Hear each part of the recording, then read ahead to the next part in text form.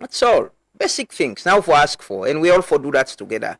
Welcome back. This is the Truth Morning Devotion. This morning, I get the pleasure for getting at the studios the National Publicity Secretary of the main opposition, the All People's Congress, APC party, and CDA Tunis.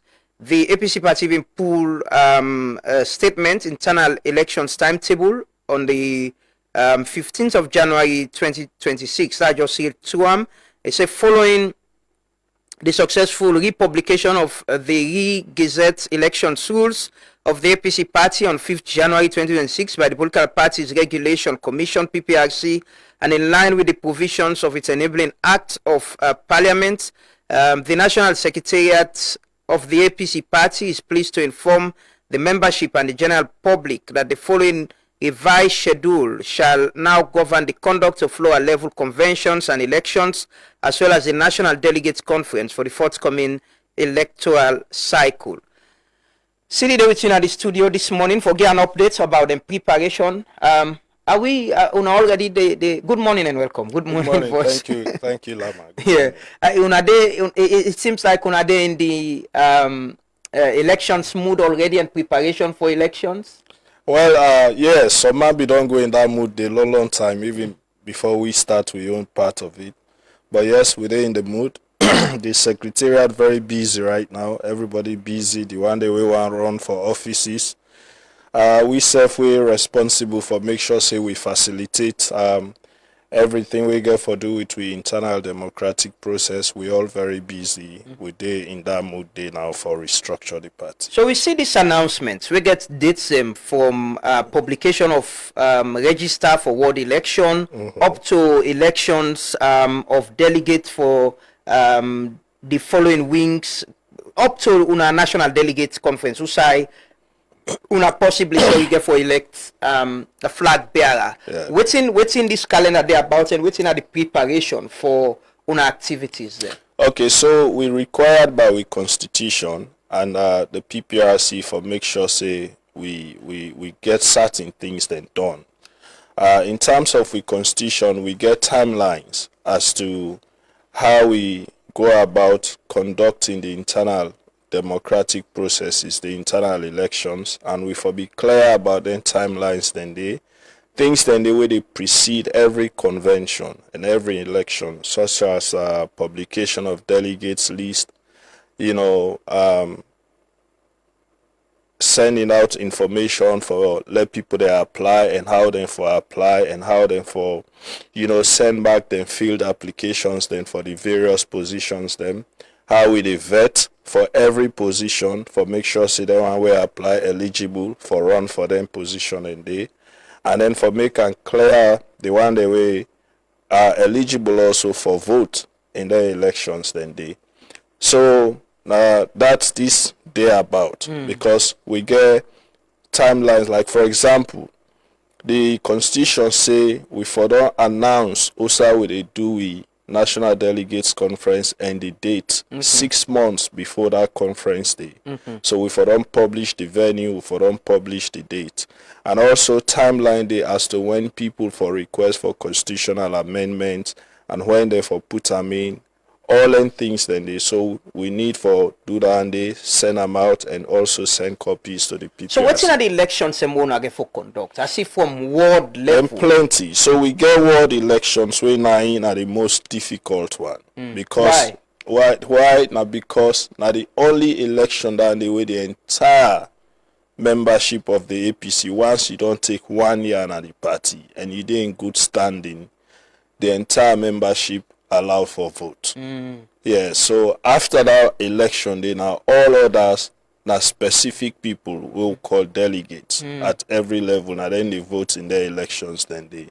So this one now really involved a lot because you get thousands of people will possibly go form the voting list for this particular election. Then after that when they go on to the constituency election we now delegates from ward and also councillors, if we get them, now then what then they and other stakeholders them now then can vote in the elections. So now the ward election, the delegates and they come off for votes now the other level of elections same. Correct. Yeah, so like the ward elections, when we done, we dey automatically compile the list of the winners, and then one way the constitution specify say na delegates for vote na the constituency election.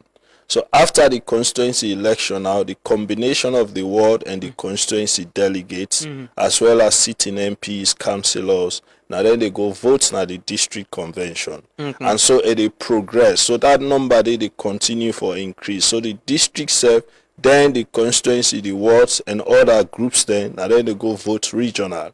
So after regional now, then we focus on the organs. We get organs then at the party like Women's Congress, Young Congress, Veterans Congress. Their organs then they all the one they will win from the ward, the constituencies, the district, then so they form the delegates for go vote na their organs. But only that, like for example, Women's Congress, now only the woman there from their side and then they go vote.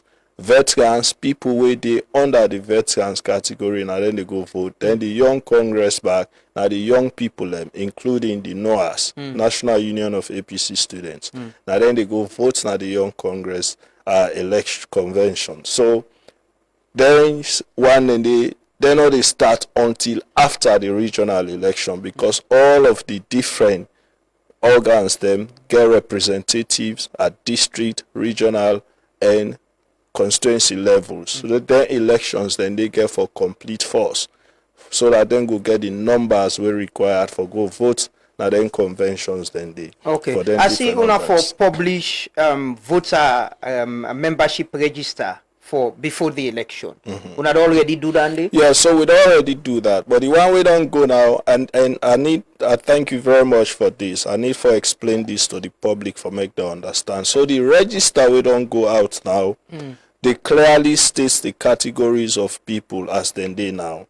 So first of all, it is show the one way eligible as per constitutional provision. So people way not meet the 1 year requirement at all. They categorize them and tell them say, as even though when I don't register, but when I don't meet the 1 year requirement, we allow una for participate by the democratic process. That on one side. Then it is also show the one then we meet the requirement, we don't pay all the subscription, we as at now they're eligible. And then there is another category where even though you, yes, constitutionally you're eligible for vote or for participate, but you owe subscription to the party. So unless you clear that subscription, you not go take part, because now that the constitution says. So the system they already do that.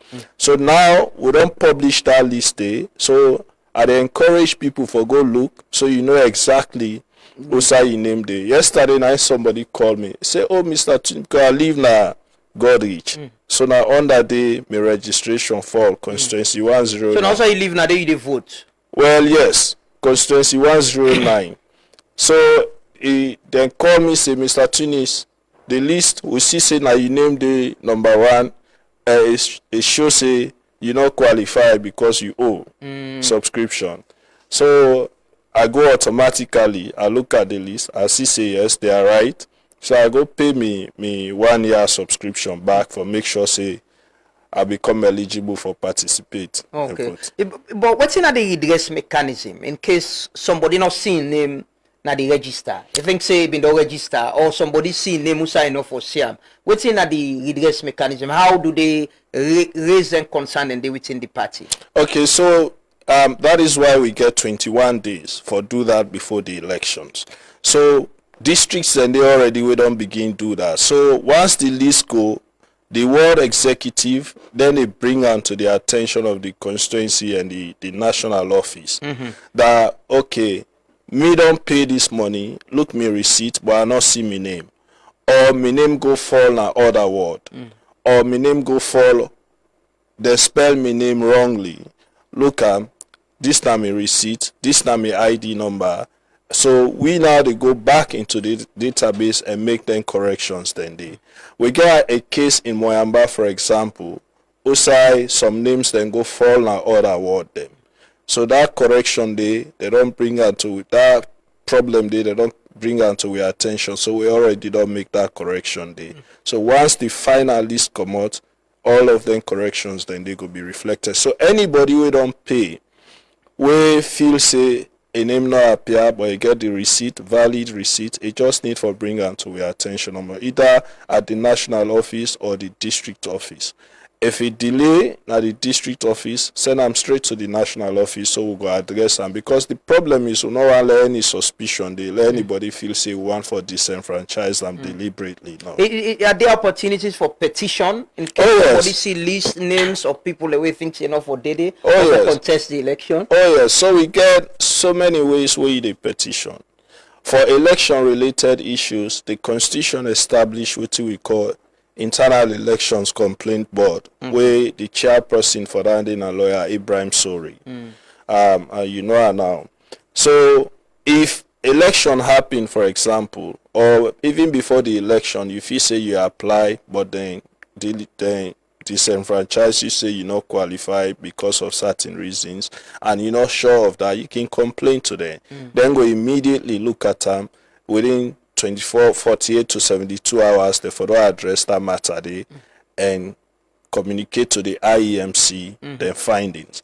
Same way, so if election happen, they announce the result, and if you say you are aggrieved, you can go to them and complain again, then get certain days where they for don't deal with that matter there and then communicate their findings to the IEMC or the secretariat. Does this work at even ward level? Because I imagine say then at the office then at the now headquarters na free tongue na yeah, and you get people in a remote communities we get for contest ward election and all of that. Waiting how you know the process decentralized that even at community level and able. So they work at every level, because all of them bodies then they replicated at every level. So it just sound like also, you know, that are just one. Then the other one we get the disciplinary and the grievance handling committee. So if you get grievance of any nature, you can cry and go to that committee also. Then they at every level, it decentralized. So that complaint they can go through them. If they're not able to handle them at ward level, then keep progress them to constituency level and up until they reach national. So if they're able to handle the matter at ward or constituency level, then can handle and but if they feel say it's too much for them, then can bring them up to another level until they reach national. You get an understanding of how much position or election on for conduct at the ward level? Well, the offices where they the ward level, first of all, we get 511 wards, because we go with the electoral wards. Okay, we already there. We already there, so we go by them, and we you know, the last election where ITGC conduct, then get over 8,000 applications for people who want for stand for various positions them at world level. And that is why, you know, we deliberately want for tie the application process to the system for digitize them, because you can imagine if we decide, say, for example, everybody for go, you know, take them forms them manually, make them payments them manually, it will be too much for level handle within the time frame we'll get, we're not going able. So we want as everything tied to a digital system. When you don't, you know, do your application, you don't pay, it don't reflect to we automatically say so post you don't pay. And as you fill the application, we already don't communicate a number where you go send to. So that number they go tie to the system, we go automatically generate that and we begin the vetting process. So even before the manual forms then reach to we'd already vet, and we don't communicate to the IEMC as to other than really don't meet all the requirements there. Okay. But we expect plenty elections them at that level there and coming up also. And then elections there are also Lama. Once we reach constituency level, the constituency elections also include branches na the diaspora. You know, so now get for conduct election at the diaspora. Oh yes. So the then they conduct. Other than the let me get some understanding. Other the executive they conduct the election. No, not so we. So we just they facilitate. It just like government and ECSL. So the constitution of the APC get a body we call Internal Elections Management Committee. Now that committee now they're responsible for conduct all internal elections. So what we just they do as a secretariat now for make sure say one we facilitate, make sure say they get resources. One, we make sure say we communicate to them all of the people that were eligible for vote by making available to them the voters list. Also communicate to them people and we don't meet all of their requirements. The candidates that we want contest, we don't meet all of their requirements, and the positions that we they apply for, we communicate down it to them. Once we don't do all of them process, then they will left the election at the hand. You know, so now we they also communicate to them who sign at the centers, the locations for the elections them, and also we they help them forget presiding officer, polling staff. Now then they go recruit, now then they go train them. In fact, they just complete that one day for the past. So then the travel go to the diaspora as well? Then they then get representatives now the diaspora, and some of them they go also for go help them there. There's this news where me colleague asked me about being pulled. I remember I've been reading the other day with Dr. Blyden, but he say former APC member of Parliament in Bombali District, Honorable Alimami Kamara, has said the current APC executive does not have the mandate to conduct the upcoming lower level elections. The former Minister of Youth Affairs said the executive's mandate ends in February.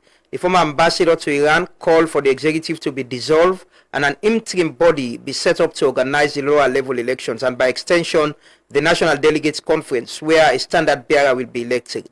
The executive has maintained that it still has the mandates and the authority to go ahead. Honorable Almami, there is concern about una mandate for conduct the election. It say una mandates the end in February and una for set up a committee for conduct the election. So what in Honorable Almami they pretty much ask for now for create a sort of vacuum na the offices. Clearly, the constitution of the APC get timelines as to how people they occupy and when people they occupy. In the first place, even where we then timelines then they not expire it, or then they not to the executive they conduct elections. I just to explain. We just they facilitate. That is one aspect of it. But I also want people to understand this. We get the APC constitution. We get the national constitution. We get the PPRC Act. Then the national laws them and the acts then they supersede the APC constitution. So in limit an argument on the APC constitution alone. But waiting we they say now that, and this matter we even don't discuss with the PPRC. All political parties then get window where if the executive then the time they expire because of certain circumstances and because the no one gap, then can get an extension of 6 months within which they for don't conduct all the elections then. If that 6 months they done, then the PPRC can step in and dissolve that executive and form an interim body. That we see that they happen in the case of the SLPP, for example, recently. When the mandate expired, then exhaust in 6 months. So by the time then they get to the national level, then 6 months be done, PPRC step in and dissolve. In we own case, we not even reach that side aid for most of we. So that is why if you look at with timetable we deliberate for there we make sure say we get all of the elections then done within that 6 months window with the national law under the PPRC Act section 39.5 GUI as a political party for make sure say we don't conduct, we make sure say all the elections then conducted, you know, and we have new executives in at every level, including at the national level. I see una the commence election for ward election on 7th February 2026. Yes. Una don't put out the membership list, right? Correct. What's in our membership strength from the list una okay, so as at now in we database we get over 170,000 members.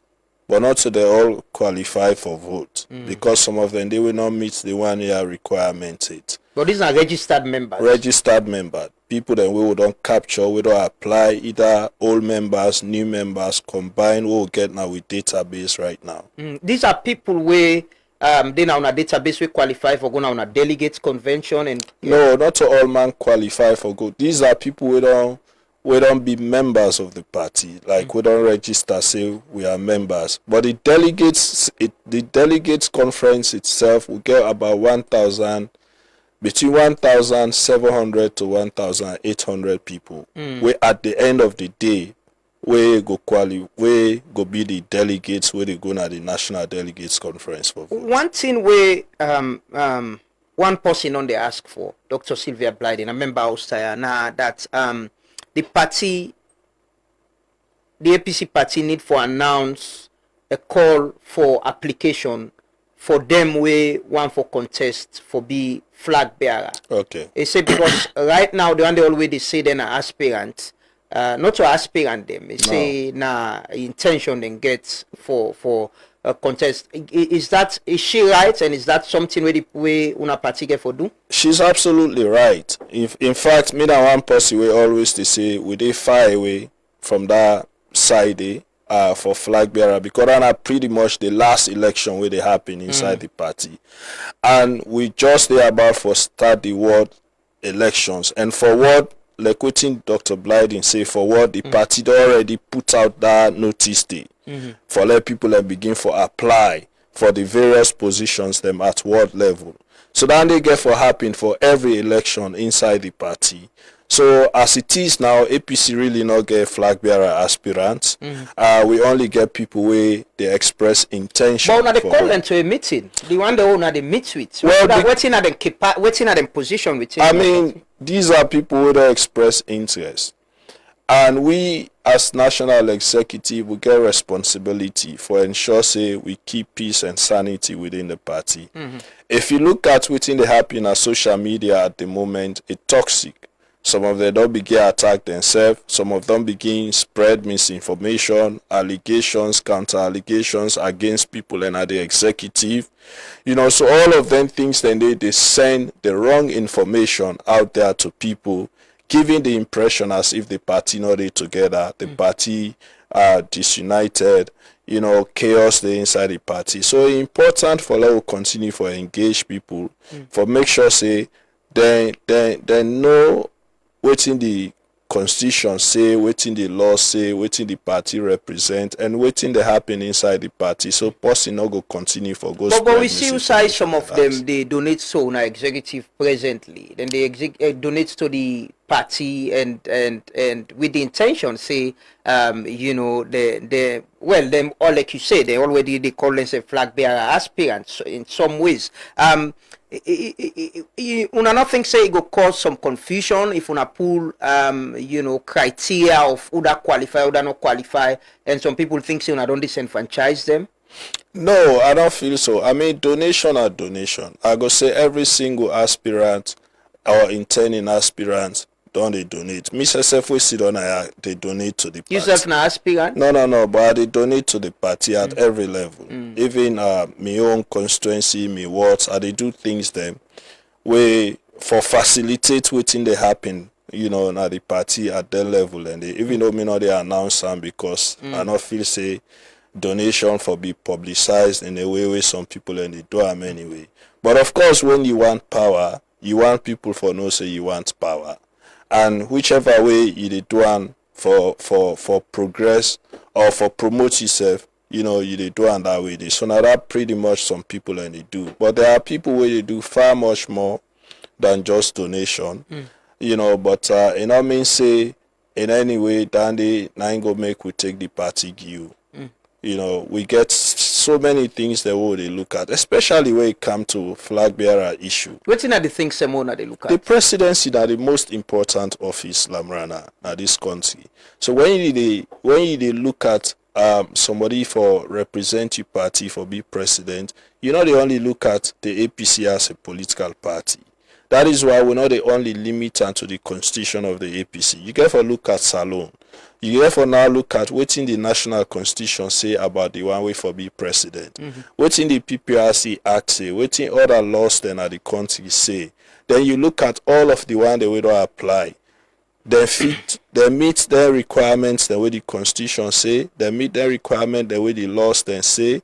wetin are the integrity issues, wetin are, the experiences, wetin are the contributions to the party and to the country previously. All of them things then you get for look at that. But then also you get for be careful doing that, for let you not go against the provisions of the constitution, so that at the end of the day somebody they feel say you don't break the law, you don't disenfranchise them by bringing in unnecessary vetting process where the laws of this country not say. Una gets the delegates conference in August of this year. Una get a timeline of when una go put out application or criteria of the one that we for apply the qualification if they meet them. Una get a timeline for that? Oh yes, we get for make sure say we get all of them things, then some of them they get for they happen concurrently.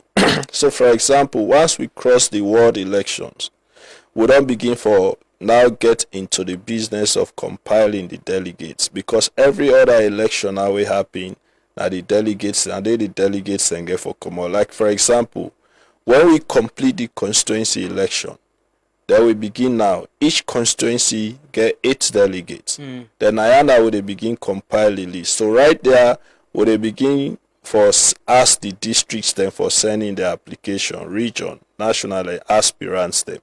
And then committees now get for be set up, including the IEMC.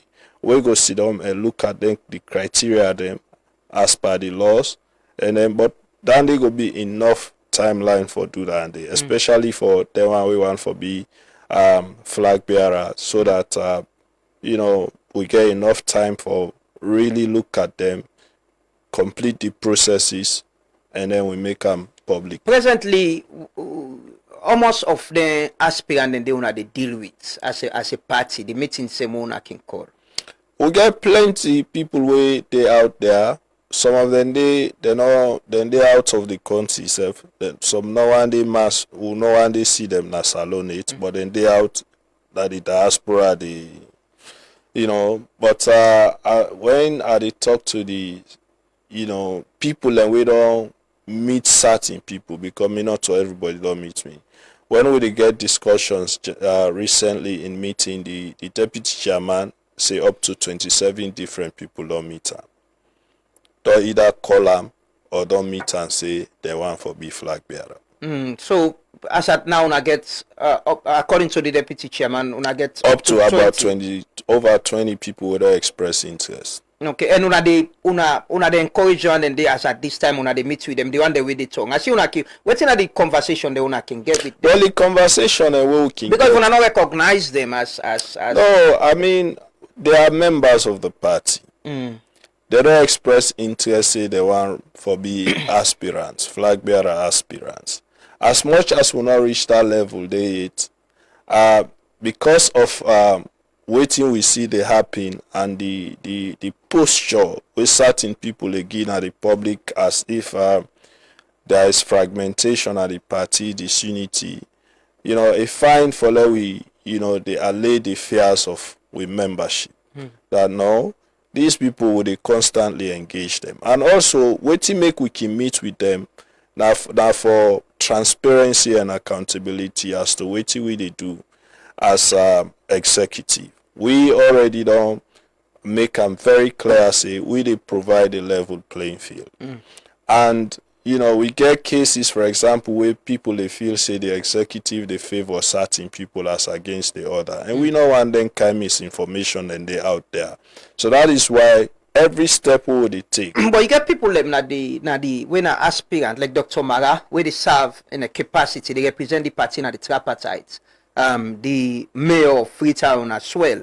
Not to advantage than they would then get ahead of the other people where you be. No, in fact, these are the things also. Before we make that decision, we call the all to a meeting. In fact, then self as intending aspirants. Now they elect Dr. Mara, because we all been in a meeting that day. So we put the matter at the floor, say, look, because of the gap we they see in the implementation of the tripartite recommendations, we need to get a new co-lead, because clearly we not get access to the one way now the co-lead, And so we don't know how to engage government and with development partners then. So we need to get a new co-lead. So we want suggestions, we want names. And so then throw in few names, so at the end of the day, then all can say, you know what, this man at them be done day. So let him lead a team. If I'm not saying one day, there's a team where they lead in himself, Dr. Yvonne Akisoya, JFK, Joseph Fitzgerald, Honorable Chernoba, Dr. Richard Conte, Amami Petito, David Fona, about 7 of them. And then at that team, Dr. Mara just happened for be the one where they all agree to make him lead that team. Dr. Blyden posted this on Facebook page some 3 days ago. I will just read that. He said, I support the current national APC hierarchy led by their political uncle Pausman Fude Yansane, but more efforts needed at competence, transparency, following due process and the rule of law. You do not consider this a warning from one of our members, especially on the issue of process and the rule of law? This is not something we already don't promise. And, we don't learn bitter lessons, Lama. We always aware of the fact, say, leading into 2023 elections, we spent 3 years in court. People take advantage of the fact, say, we not follow with constitution, we violate with constitution. And so we very, very much deliberate this time that, we get for ensure, say, we're not only transparent about what we do, but we also follow due process, we respect with constitutional provisions, as well as waiting the national constitution and the PPRC Act say.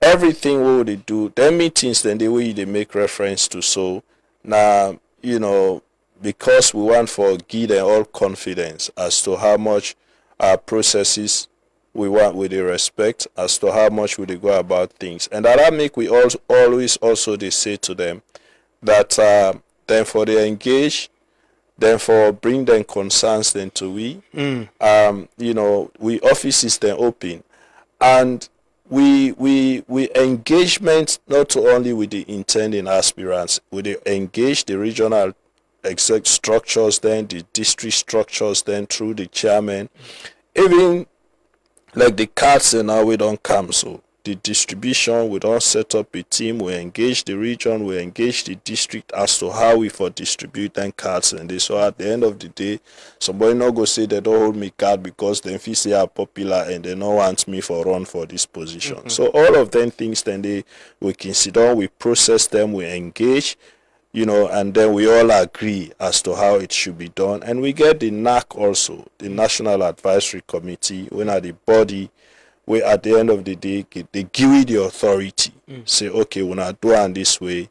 So that way we know now, say we get backing as part. You already get aspirants, and you get people in the executive way, perhaps could get people that within the support or people that within believe in. How not going to ensure, say, now make the process transparent and fair for other people, we get intention or we go and contest for the flag bearer. We're very much mindful of that. And in fact, this is one matter we don't say we take up to NAC as to how we deal with some of them people and they. So as it is now waiting to happen, when we notice say certain people in the executive don't either openly come out in support of a certain candidate or we they see them glued to a certain candidate, some activities then they what they do, especially the one we get for do with elections process, where they make sure say then kind people and they not play that role they we go give anybody advantage, and you see it is for that same reason we make some of we just decide for be neutral. Go hearing me they even say I want this position now at this moment because I want for ensure say like we all know the executive people and continue for get the confidence and they're able to get access to the executive and express their concerns freely and we're able for engage at the end of the day we all get confidence say will they do things right. Lama I not go want for let we get in a situation which side somebody, as we dey see now, could just want take advantage of the fact say the party the opposition and I can cause any kind of problem. So whatever it is, we want at the end of the day, if anybody do that and the public self go see say no, but this person just want bug APC. But the executive don't do everything right, for make sure say waiting the constitution say waiting the laws the APC don't follow them to the letter. So why this person they do this just for hamburg the party or delay the party? They can talk to the Attorney General, Minister of Justice on the amendment bill we then don't gazette we possibly get for Guna Parliament. Waiting una get representative them na the tripartite committee. Waiting una position the party in position on that bill day. So we don't put together a team of legal experts at the party, as well as some people at the executive and the tripartite committee where they look at that. And the party go come out with with position. But me personally don't read through, and I they ask questions as to why some of the things that we me see inside the why then they. I don't feel say some go serve the interest, the greater interest of this country, and I feel say some go make the democratic process more chaotic. In what sense? Let's say, for example, I see a proposal for let's get independent candidature for presidency. I know feel say that when you look at with democratic laws and currently, I don't feel say that they in any way go serve we well as a country, because already Lamrana we get the PPRC, Political Parties Regulation Commission, for example. And we see the troubles where PPRC they go through, in regulating political parties, even in trying to, sanitize the democratic process in a way where parties then go be adherence to waiting the act say in terms of, properties, offices, registration requirements, and all of them things then they. Even with those, it already chaotic. We get instances where we get 17, 18 political parties with candidates who want to be president. Where they in itself is huge. And then you can't open unto independent candidates. Whether they regulate them, how they go come part of the electoral process. Are they going to be subjected to the same rules where political parties then subjected to? Because political parties then they go through plenty processes for make them getting candidates though. When they publish elections rules, all them things then they. So how then they apply to independent candidates, and so all of them things then they come to your mind. You begin to ask yourself questions: did they really think these things through? How we go regulate that? What if we get 2,000 independent people and we come and say they want to be president? How much resources we get for manage all of that? So these are some of the things we just reading the thing come to me. And well, the minister they can explain. Hopefully you go get answers. You go listen to the interview. They can explain this morning some of the concerns there and the concerns from the public as well. And we come, unpack the bill and see waiting the inside it. But finally I want to ask, this morning I was talking about making our politics work. When I don't into politics, you still into politics. When they aspire for kind of power. When I don't in a power for 10 years. How do you as politicians commit to people in this country say una go make politics benefits in life? It's not about who that kind of power, who that get access to resources. Right now the banner then they all over.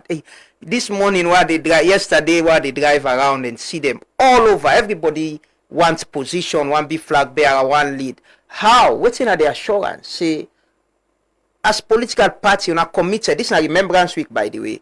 Committed to addressing the things and where the TRC be highlight say now then take we go now poverty, tribalism, nepotism, corruption, and all them things in there.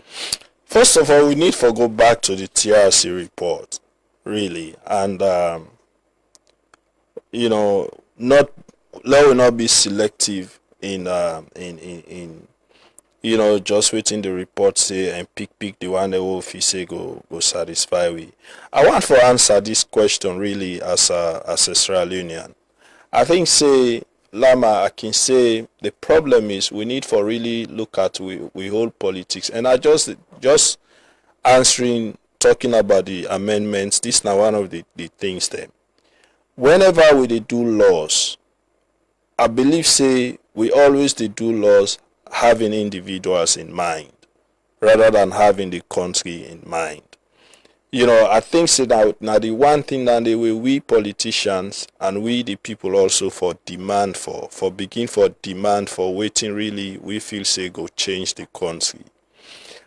And also I believe say when they look at all of the wrong things that we want for elect leader. You understand? Mm-hmm. This is not the only country where I see where we want for elect leader who they begin for talk about tribe. You understand? When they begin for look certain people at the beginning they talk about tribe.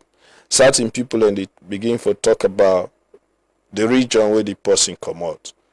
All but that is how na political parties and day. That is how you select. They say now we strong lane and this person for give. So when it comes to presidency, and that is really where I always they get problem. Yes, the political parties, democracy generally everywhere, you get side and way parties then strong. Even in the Western world, if you go to the United States, you get what you call blue states for Democrats, red states. Unfortunately, though, their own geography, they by tribe or region as we own day Nayaso. But what here they try for emphasize is not to then things then they develop country. You understand? Now policies, now honesty, sincerity, and how we serve serious for make sure say, we implement them policies then they, and how also we serious about holding people accountable.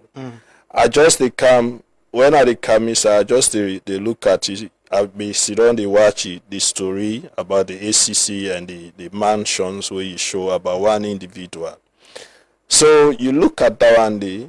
I mean, this person has been picked up already, but but some way somehow it don't get settlement even when there. But we go get mind for do that day for everybody else, like how we do for that person they so. Certain people and they will clearly probably go there in that same situation, but with institutions they not go get mind for do it and do so in that case. So unless we get to that point the way the law will be applicable across the board for everybody, then we go begin for say we go settle. If I'm found wanting for corruption, let we allow the law for work. Let we not can say na politics make, then they go after that person. And you self na the institution do not because of politics. Yeah, but this is a complaint about whoever is in power. Everybody they protect their young people and same. But the question what they ask is which assurance you there this morning, which assurance you want give people as a politician? Say una go make sure say politics work right, for the people. They're not just people are not just treated as a commodity. Oh, now one power, now they run to the campaign and all. After the power, the life then still remain the same. Well, I always they say look at the records. Look at the records. Me now one person way always they say the reason why I'm glued. I mean, I'm the publicity secretary for APC. I come from the south.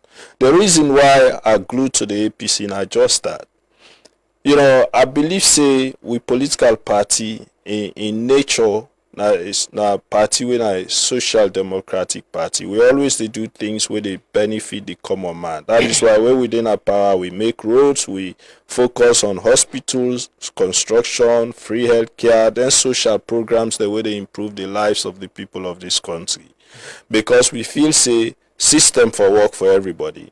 That is why we the care water go everywhere.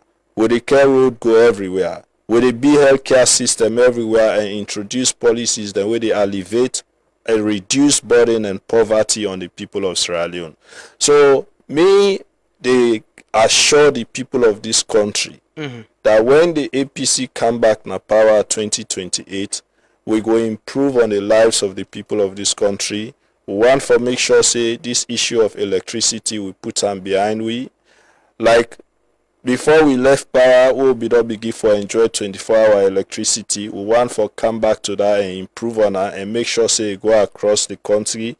Water. Now I count car power ship with this government they use. So. Yeah, but then car power ship, the waiting we can with them for, not train then they use them for. Now emergency light on we be can with car power ship because when we be the spread lights in a city, the areas then will not be done reach it.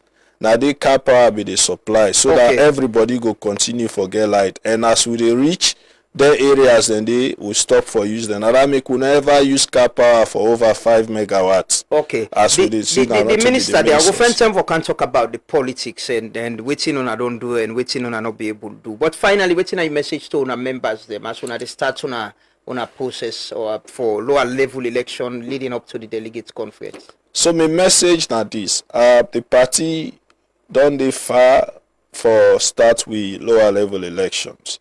We don't publish the provisional list. Yes, some of them had already begin to express concerns. When I bring them concerns, then they through the party structures we go address them. Let we not go on social media and begin for spread misinformation. Then they go only continue for hurt the party. Let we all stay together and make sure say we put the party first, we put this country first. We all get with interest as to the positions we want and people who they support. But when I be rest assured that the executive will provide a level playing field, and at the end of the day, we will get strong and loyal people, and we go serve the party at every level, including even the one we will get for elect we all together as we presidential candidate for 2028. Well, thank you so much, CDA Tunis, the National Publicity Secretary of the main opposition APC. We're going to talk about the preparation for the lower level election and the National Delegates Conference. In between time, we get for the continue the conversation. We'll take a quick break. We come back. The Minister of the Attorney General and Minister of Justice there already. They can talk about the amendment bill and waiting it mean, waiting the inside day, and waiting people for expect. Continue for stay with me. And some them not for support to that's the power. And when you want for enjoy them, just tune your radio. You go hear the drama. We man them the ready grammar. Now FM salon for I keep in a party, me say every day. Radio station for all the politicians, me say right down day. People taking well, people taking jam. The top talking plenty and the shocking. As I say, we just say just like somebody don't left in our town because we expect say most of some organization will be the support with this small they say don't follow up. So but we look at and say government no get for follow up. So whatever condition, if then they address with problems small, even not to all, but if then they do the one no say this immediately they for address this is go comfortable on with that like the education for picking them. You understand? What are the things? What are the demands? You be want to highlight them. The things same way. Una they ask government, like you say, I like not to all, but the basic things. What you una want? The basic one them when are we most important what we want let the government address.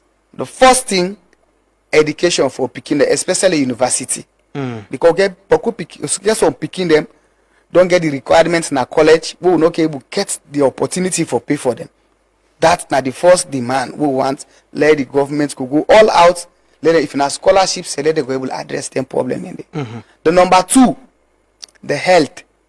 We want let the government go pay attention to our health because medication, them problem will get so now. And we a young man there first. We get long time for go. You see, so we need for let the government go pay attention of our health. Let them go able because I mean health. They say well body na gentry. Even though you get boku money, if you not get well body, na zero. So na 10 there. The number 3 we welfare. Because this we problem all over the thing, but we don't love lot of we members them across the country. Some don't die in the streets, under sun, under gold, bigger. With a shame, go na shop, shop to shop for Kwen Beka Beka. We again, really we so disappointed. Government just a few number of war victims as amputee. We not even reach 3,000. Now 2,888 across the country with the real war victim. And out of that 2,888 will get the data. Boku of we don't die. Boku of colleagues they don't die. Other hypertension, discouragement, lack of medical, lack of food. You see? So we look at and say the government, whatever condition. You see, they say stipend or pension. But however, if somebody expects say we month done, they get something they go receive to your account, it's comfortable, you go able to live life, go able to manage out your family. But that's not it happen. Now as the end they say we no work for government, we not entitled to forget pension. According to NACSA. Why we not entitled? But the commission recommend that. It inside the recommendation of charity. They should forget pension. Why we not supposed? So now that 14, then 13 and the 9 will make it. On this way the president don't pronounce this Remembrance Day. Commemorate because this could draw the attention of the people and they not go forget the war. Why would they wish for let the government could declare this commemorate this day? Would they hear a lot of incitement message na the country in times of what we don't pass 11 years. That's why, but if they commemorate this day across the country, then do a nationwide, people then go caution. We could they be full for telling people say, when I don't see the example, what if it don't happen? When I want to work again at this country. Questions. Ask questions. It's important. And when you ask, you get the answer. You know, you go understand what's in the happen. Be empowered and get consciousness and awareness and know what's in the happen to government. So let's say, you know, care constitution, not a thing where then they review every other term or amend or whatever. It takes time, and where they happen, everybody need for get involved. So this morning they can talk to the Attorney General and Minister of Justice, Alpha Sise, gets the 2025 amendment bill where they non gazette already. It dey na bookshop. We're not gonna parliament it, but we need to get a conversation around them for understand what's in the inside it. What's in people them for expect. How will they affect people them? We life because election or whatever get for do with how we governments go tell like and waiting and go do for we all for better this country. Good morning, Mr. Minister, and welcome. Good morning, Lamwana. Good morning to the Truth Media team, and good morning to the people of Salon. It is a pleasure. This now Remembrance Week. First, I want ask a question about. We can't talk about the bill, but there's this. I read one document where now the former Attorney General and Attorney General under Pakaba in term. Let's just pull up in him. Attorney General Minister of Justice then we now FMKU. And this have been 2005. We get for do with reparation and special fund for war victims. I get John Kokana the other day. He commend you that for the first time he gets somebody when Attorney General Minister of Justice where they talk about reforms them where in the title the TRC recommendations. And we get this issue about reparation for war victims. I get the president now the other day was asking, he said they don't know side for good. They still get these documents where the government be make commitment to the office of the Attorney General for give them some support. But they don't know that for good too. We then go NACSA and they send them other side. What's in a government in position on possibly addressing the concerns them? They need health care, education for them picking them, and bread and butter, something we then go to get at the end of every month. Thank you, Lamwana. Thank you for where we start with Remembrance Week. Don't take we over 20 years for make we get to this point here. So, you know, when you discuss reparations in the context of transitional justice, a day in different forms. Yes, you know, we can talk about the material things and the material reparations. We say, you know, you get for take care of victims, then their needs, you know, whether medical support, or providing education, job training or job placements. Just make sure say you empower them that day. But you also get within a symbolic reparations. And if you go to the report of the Truth and Reconciliation Commission, one of the symbolic reparations where the TRC being recommend, now really the acknowledgement of wrongdoing. So when the president by proclamation declare January 18th every year as National Remembrance Day, now that acknowledgement day, the TRC being called land one of the symbolic reparations we for honor. So that is what we have done as a government, and we're really glad that the entire country embrace them. I see you get your white ribbon. They commemorate the week, and move, go Kailaun, Camp Kenima, as the communities get together. Now Freetown, now other parts of the country. So that's not part of this process here. So. But yes, symbolic reparations not enough. For some people, yes, it is enough. For some people, even a public apology.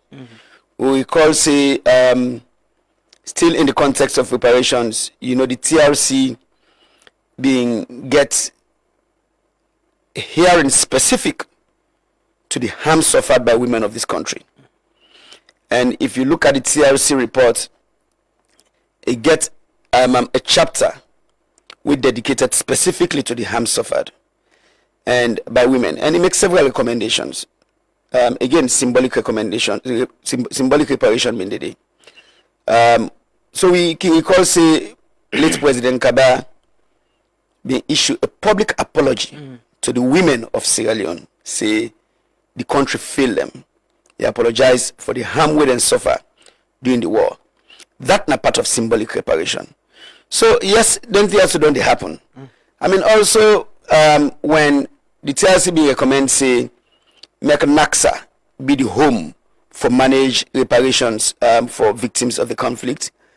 Yes, NACSA take steps for do some of that. If you go to the records, you go see say yes, there were times when NACSA take step for do that. But I think we therefore acknowledge say a lot of it don't be piecemeal.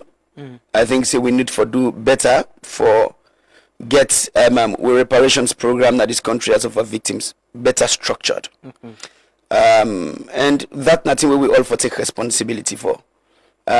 We don't get 3 different governments we for manage this response here. So yes, the government of late President Kaba do some of it. The government of former President Nkrumah do some of it. The government of President Bio don't do some of it. But I think we need for be better structured. I think I don't say publicly that a better way for show commitment to victims of the conflict in this country, and for make we take this beyond symbolic reparations and really put concrete measures in place for provide full reparations to victims. The TRC being actually make provide certain guidelines on how we determine the category of victims we for get reparations. If you look at in percentages, a layout percentage of loss in earnings, we go take a victim over a particular threshold for get certain kinds of reparations. Of course, they also talk about medical support will be provided to certain kinds of victims. So I think we need to do all of that. But there's commitment in government. Okay. It's something where the president said. And I will ask if we're not committed to. Oh yes. Nothing where the president don't talk about. I think say the president don't be very clear. Say we for really take the recommendations of the TRC with utmost seriousness. And really, if you take stock, we get in the context of reforms. Actually, as John Coker say, a lot of reforms will be connected to the recommendations of the TRC. And sometimes we or the public not take stock, but I think so we need to provide that information to members of the public. And then see we're making significant progress on implementation of recommendations of the TRC. But yes, the president don't be very clear, say, make we continue, make we make the public know, make we provide education to the public, but then make we put concrete steps in place for make sure, say, reparations are provided for victims, and that, waiting I can call painful peace, which is like for just swallow everything, will happen and move on.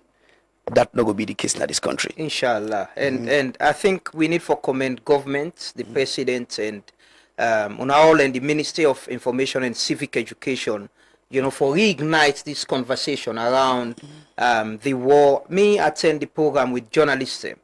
I learn media history na mass communication at Fabi College, but waiting I learn that next the story of Dr. Spencer, Kelvin Lewis, Umaru, Sylvester Rogers, Anna Fuller, of how they cover the war and the sacrifice they make. It's something we should teach. People should learn, and I hope we go expand them with the second year, commemoration. So and different sectors therefore get involved, because even legal lawyers them. Oh yeah, I think so. This is not conversation will be broad. I think I myself, follow the program with Sludge, and how the war affects media practitioners or media practice in the country. I always want to say I think so. We also need to forget that discussion in the context of civil society. I think so one of the things that we don't be really absent in the narrative of the history, we don't give a lot of credit to the United Nations. Great, then do well. We don't give a lot of credit to ECOWAS, for the Komon-Tok intervention. That is great, we don't give a lot of credit to the British government for humanitarian intervention where the British forces come in. I think the waiting don't be absent in the narrative now. The crucial role will local civil society play in the country in transition. I feel say that not been the most significant component of the broader response. And that really, when I say civil society, I use them broadly. Include journalists them as well. Include student groups. These days no one talks about August 18. No one really talks about the students them we being escape go Lunge. And undergo crash military training, and then we are part of the intervention force. No one talks about civil society march on Sanko in residence on March 8th. We change everything. No one talks about 2 weeks later, the civilians then we hold Sanko with their bare hands, and we never really looked back, So then in the honor things, then we have no one even talks about the civil disobedience for 9 months during the AFRC era, and how that really influenced international response in this country. So I think these are conversations that we need to have.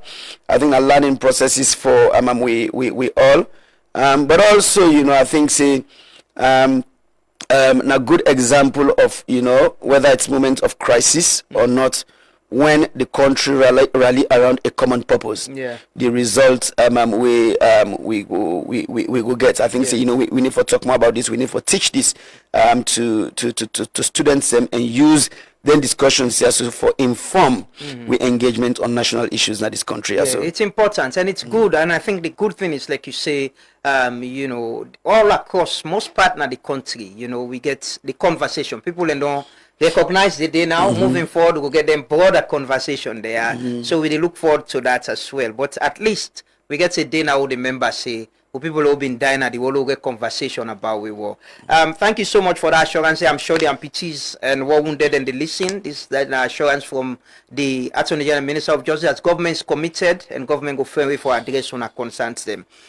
Mr. Minister, let's talk about the bill. A bill entitled the Constitution of Sierra Leone Amendment Act 2025, being an act to amend the Constitution of Sierra Leone 1991, Act number 6 of 1991, and to provide for other related matters. Waiting informed this bill? Why we get something like this at this time? Thank you, Lama. So several things inform this bill. I want to start by noting, say, elections or electoral processes in this country don't get the fair share of challenges, and it gets to a point where the president, and I can always look for say, first time when the president appoint me as Deputy Minister of Justice, it's not the first conversation where we get. say I want for make we reform we electoral architecture. In a way we go work for everybody and make we able get acceptance, because President point was in 2007 SLPP complained about the outcome of the elections. They say in 2012 INSEF complained, in 2018 APC complained, 2023 we get the same thing. So it probably points to the fact that there are issues with the electoral system, and so make a reform. So that now one thing will influence some of the reforms here. So, but then the point that there's a broader journey where this country don't work. Yes, we discuss this in the context of the tripartite process. Yes, so first, make I acknowledge say the tripartite process influences significantly a lot of the proposals in here now recommendations from the tripartite process. But before tripartite, there was a constitutional review process. We also make a lot of proposals or recommendations. We touch on elections in this country. So I like for go back to the constitutional review process, because make people understand say this not a government just sit down and say we want for change constitution. The constitutional review process now an example of continuity in government. At the time when quick we point to with divisions, quick we point to the things way one party they say the other party oppose, when government say the other person oppose. I think that the constitutional review process and one thing where every government, since the war come to an end, don't be clear about, don't make a commitment, say we need for move forward. I'm not one for lose the opportunity for talk about the history of this process, because I think that context is important for make people understand waiting at the reforms them way we try for get in we constitution or other laws them. We just talk about war.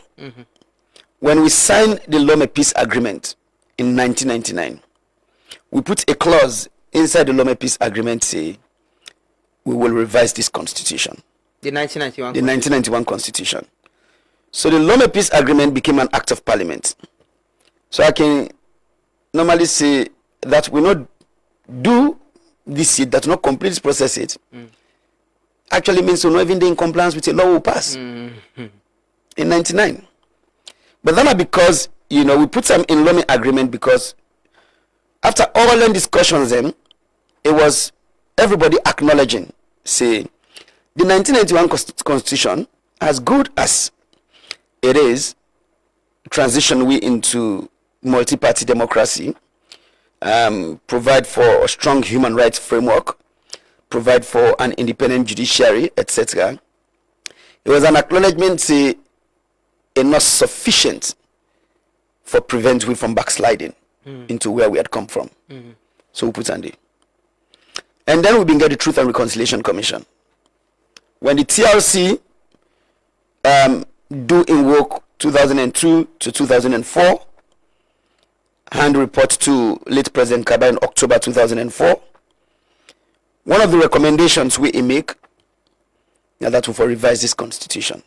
As a matter of fact, we for undertake broad consultations across the country and come up with a constitution we will reflect the views and aspirations of the people of this country for a peaceful and democratic society. We of course connected as well to economic development.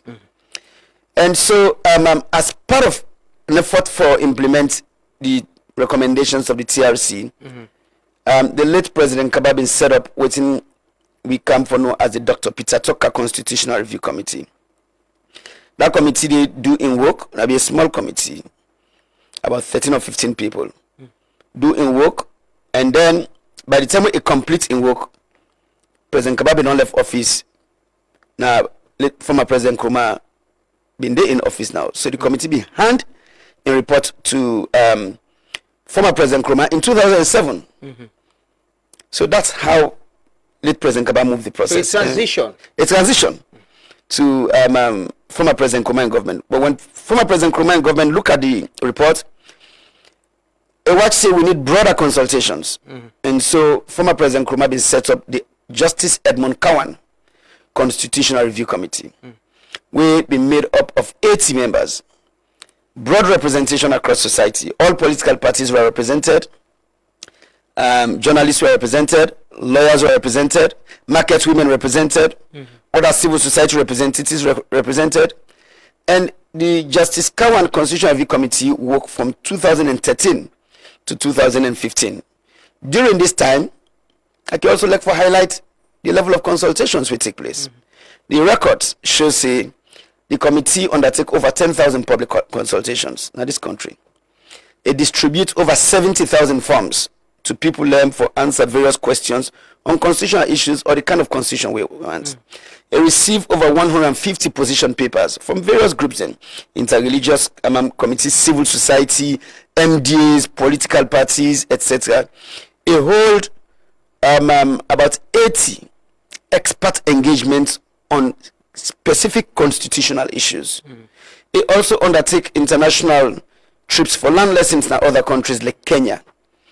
It gets broader public engagement through the media, over 20,000 hours of airtime.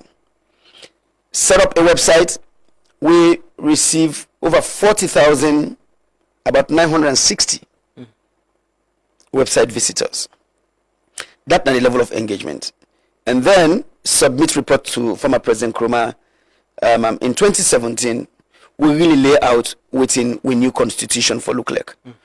So we call say government of President Nkrumah former President Nkrumah issue the 2017 white paper, in which he accepts some of the recommendations and then rejects some.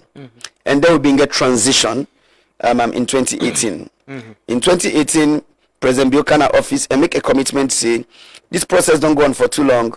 Let's take it to completion. But it's a need no day for start again. The work way need for consult again. No, it said the work way the Kawan committee do during former President Nkrumah in time be really good, and so make we take that process to completion. So I walk people through this journey for make we know say this is not a new creation. This is a process we don't go on for several years, and then now this is a part of an effort for take the process to completion. So you see, say every government since the war come to an end, don't move this process. So I think say on this we agree. Say we all agree. Say need day for change this constitution. That now within every government don't try for do. So that process been there. We would try for take to completion. Remember, I said there was a white paper. We the government of President Bio issue as well, the 2022 white paper. So that process it make a lot of recommendations for amendments or reform or review of certain areas we get for the constitution. For example, it make recommendation for make we get a fixed date for election. They make recommendations say this country for transition permanently to the proportional representation system. They make recommendation say yes, we will move away from the 55% threshold, so we avoid runoffs in this country also. Make several other recommendations and then whilst we work on this, then the tripartite process come. We also make a lot of recommendations. I been say when me serve with the tripartite committee, I remember say one task in fact with them in Gimme, and for prepare a guidance note for see how the current recommendations we touch on elections align with some of the proposals who already been put on the table. So we get a matrix. We lay out within tripartite say, within Kawan say. I also want to emphasize to Fambul and say the tripartite process we make the recommendations there, so it not come for undo existing government reform initiatives.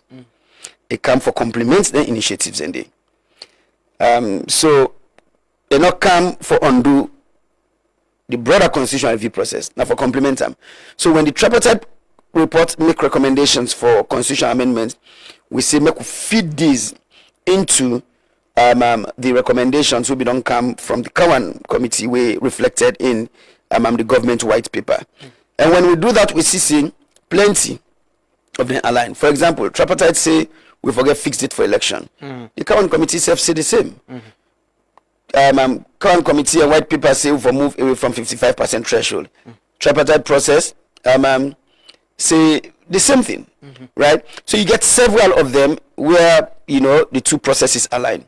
So we don't put all of those together. So why some of the recommendations where the tripartites make not the part of this? Some of the recommendations that we get for do with elections, say like electoral system dialogue, petition timeline, some of the recommendations. Well, the petition timeline the inside, it didn't have this bill. So I will tell some people and say, wait I get for do 1 days here. I get for take this bill. I take green paper. I take I take green pen and take red pen, not for reflect the colors of the two parties, but just because now colors where we can use after blue ink and black ink, etc. I mark in one color all the proposals will come from the tripartite process. I mark in another color all the proposals will come from the broader constitutional review process. Alliance on Jama make people and see the proposals with the inside so not to make creation, not to government in creation. These are proposals will come from then two processes here so now then they inside and they inform this document. Now they inform this document here so every proposal. Now of course I also don't say very publicly that one or two proposals we you go say government modify. I don't think we should run away from that. In discussions with people who don't in the governance space, I tell them every government when you get recommendations like this, whether it's from constitutional review or a commission of inquiry or just an investigating report, government will issue a white paper similar to even the TRC report. Government will issue a white paper. In that white paper, government can do three things. One, it can accept some of the recommendations. Two, it can reject some of the recommendations. Three, it can accept some but with modification. That now we to see TRC report, then we to see the 2017 white paper under APC, then we to see with the 2022 white paper under the SLPP government.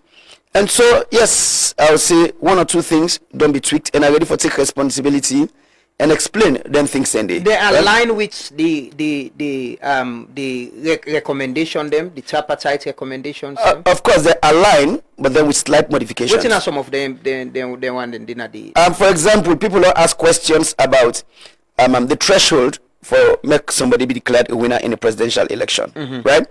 We say for move away from the 55% threshold, right? And be like other countries in the region. But now the point is, when we discuss this on the tripartite committee, we also say, we agree, say there's a need for keep this country together. Yes, we acknowledge, say the country don't become polarized, but we need for do we your part for bring the country together.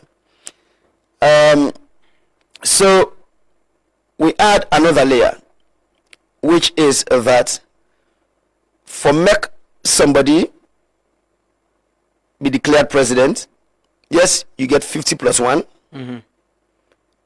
But the committee recommends saying if you also get a minimum threshold of 25%, now at least half of the voting districts.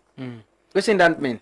So that means we get 16 voting districts. I mean, in addition to getting the 50 plus 1, if you also get at least 25% vote, now 8 of the 16 districts. It should say you get a national outlook. Yes. But then, I like when you introduce that language there. But then, when we look at them now, yes, we accept that. But when we look at them now, you realize, say, they solve the problem completely. Because the question is always, what are the problem we describe for solve? Solve the problem completely. Because, yes, you go say, SLPP stronghold in the southeast, APC stronghold in the northwest. Yes, both parties can pull strength in the western area. SLPP being win under Pakaba. APC win under Anes Kuruma, as well as under Samuel Kamara. But SL people will continue to fight for the votes in the western area. You understand? For CCA, then get them votes in there. So you watch, say, if either party run the numbers like a stronghold, you still likely forget the half of the voting district that is stronghold. So it doesn't solve the problem. So how we modify this is, instead of 25%, we bring count to 20%, but then the 20% for being at 2/3 of the voting district. So that takes you to, you want to know math, will take you to about 11 of the 16 districts. So come to the language you just introduced in the conversation. Say you get a president, we get a national appeal. So that encourage political parties forget national agendas. That encourage political parties forget candidates. We get a national appeal. We go beyond the traditional stranglehold. Make we be sure, say, yes, voters beyond your stronghold put a bet on you. So now this post here, so but is that not why also the reform they talk about the PR, being the electoral system will they move on? One of the conversation where the president say we forget now, bringing the PR system into the executive arm of government. Is that not already why we get the PR for show a national outlook? Usai, you go get SLPP in the northwest, you go get APC in the southeast. You get members of parliament where they represent them. Of course, it's all about inclusive governance, right? You get an inclusive government. I think the last time I've been there, I've been say this. If I could discuss the president in comment in the context of getting inclusive government. And is it not that what the PR system is about? But of course, right? But the point let us say, we're proposing the PR system. First, of course, we're proposing the PR system for the legislature, parliamentary elections. We don't put in there. And I will explain as well if I get a chance to do that. The president said, let's have a genuine dialogue, right? About taking the PR system beyond the legislature and bringing it into the executive branch of government. But it also add in the paragraph will follow that in a statement. It talk about a government will reflect the gender dynamics of this country, the regional dynamics of this country also. So we get a country where everybody feels say, everybody believes say, then a part of the national agenda. But I think it's also important that that be seen in the leadership of the country where they drive this process. That be seen in the president or the presidency. Yes, and where they drive all of them reforms here. So now that we could see when people get in to the voting booth, men are able to place a bet on the person where they want to look at as a national figure. So is this PR in the presidency? Say you forget 20% from the statistics where you show 11 or so voting district or 8 or whatever. Is it the PR in the presidency? Say you forget a national appeal, even for the presidency, for cuts across a cohesive government. Well, yeah, I mean the point that the last part says, I'm not calling it PR in the presidency. But yes, waiting we want that for proof say you get a national appeal. One for make a candidate proof say it gets a national appeal. It gets an appeal beyond just your own traditional stronghold. That is exactly that's not the elections. And we see who say political party then clearly they say, we get you are not on a stronghold again. We get votes now, yeah. We get vote na the north. SLPP go boastfully say that na Cambia, na Koinadugu and other parts. APC go say, yeah, Pujeung, Kailaung, we get seats in there, we get with people in there as well. And it shows in the elections. So when you do constitution, they do them just for the next election. You do constitution for something where they outlive me or you. You understand? You do constitution for cement even the gains we they make in practice. We don't want make some of them think so be left just to the will of individuals or if a good person become president. We want make then things so the effort for keep this country together make it be cemented in law. We see not the ground norm, we not the national constitution of the country. So make we know say this is something that we get for live by. So not for 2028 now, or the election we go follow, but make we not get a situation at this country who say somebody or party we just able manipulate the numbers that in stronghold decide say are able run victory.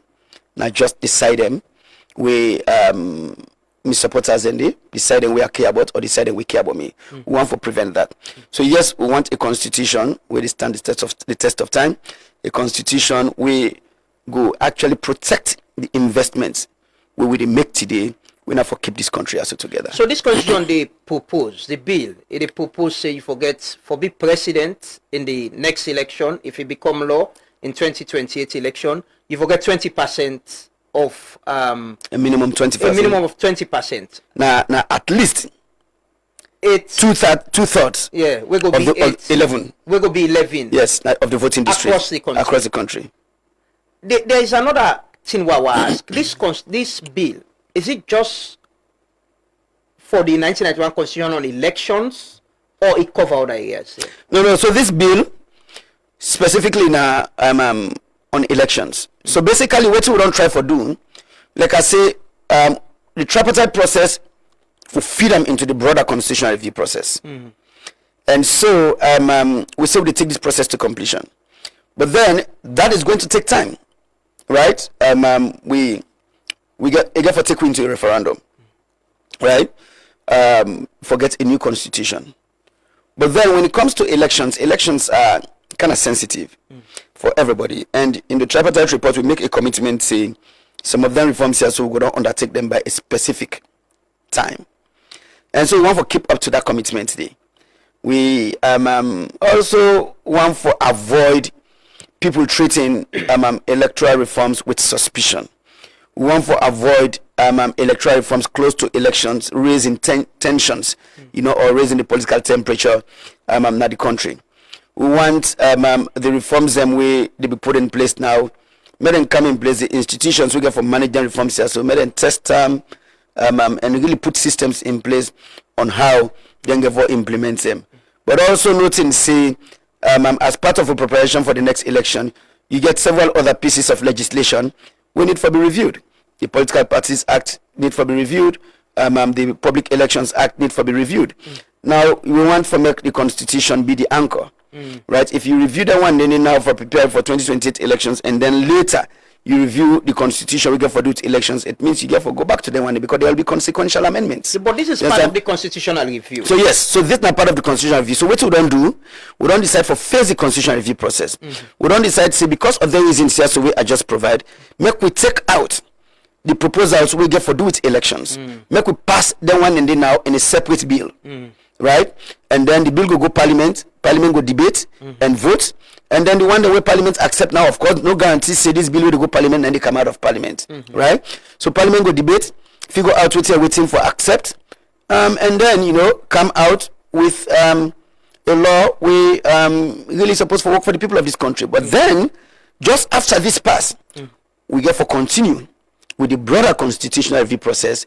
We will make a commitment for take to completion, and in that broader constitutional review process now, we will try for as recommended in the current report and accepted in the white paper, various aspects we will get for review, right? We will strengthen the country in human rights framework.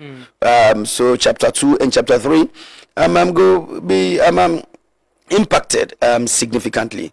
We go touch on the sections we get for do with strengthening the judiciary. For CC, we judiciary become more independent. We strengthen the reach of the judiciary for make able respond to the needs of the people in this country. We go introduce other things in the constitution for the first time. Go acknowledge alternative dispute resolution. As a judicial mechanism, as a justice delivery mechanism.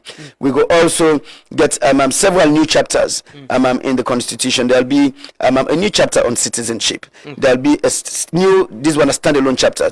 there'll be a new chapter on local government because we feel say, and as Kawan in report recommend, need for strengthen decentralization. That is country also need for remove some of the power of the executive branch and really put them into local government. That is country also. We will get a new chapter on public service. That is country. We will get a new chapter on national security. We will get a new chapter on land governance and the environment. These will be new chapters, and in addition to all other sections, we go review. We believe say the nature and character of the 1991 Constitution go don't change so much that we will call this a new and improved constitution. So the common Constitutional Review Commission also recommend for referendum on certain sensitive issues. Yes. And election issues, the sensitive issues.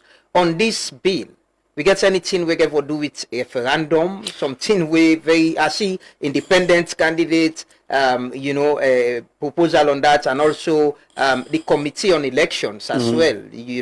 Anything they we get for go to referendum. No. So then we also don't put inside also non-entrenched provisions in the Constitution. And as we go note in the Constitution, for non-entrenched provisions, when you want to amend them, you get for just get the bill gazette. There's a procedure, and then of course get them through a 2/3 majority vote Parliament. For entrenched provisions, when you want for amend entrenched provisions, the Constitution also very clear, Section 108 say you get for take them to referendum after Parliament don't vote on the bill. So after Parliament vote on the bill, you'll have to take that to referendum. But here is where we stand on this. Several entrenched provisions will be impacted. It's more than 20 entrenched provisions will be impacted, right?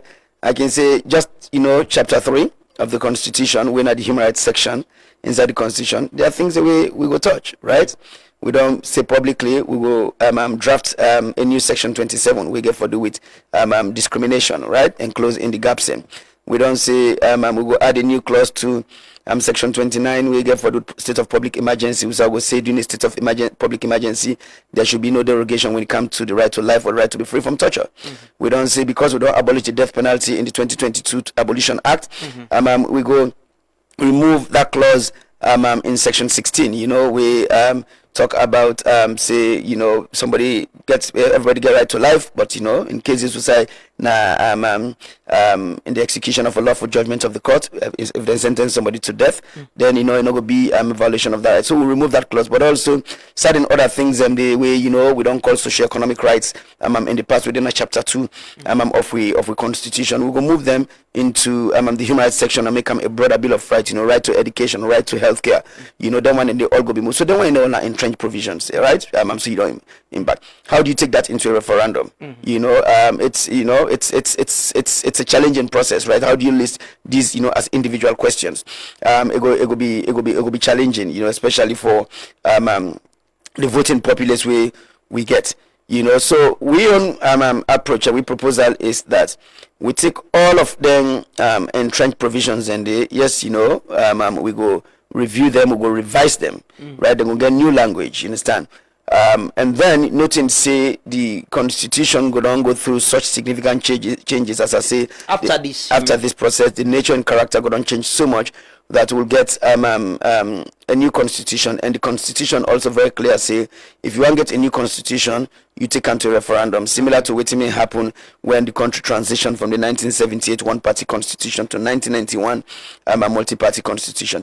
So we'll take a single question referendum to the yes or no. Yes or no to registered voters. That's what we'll do.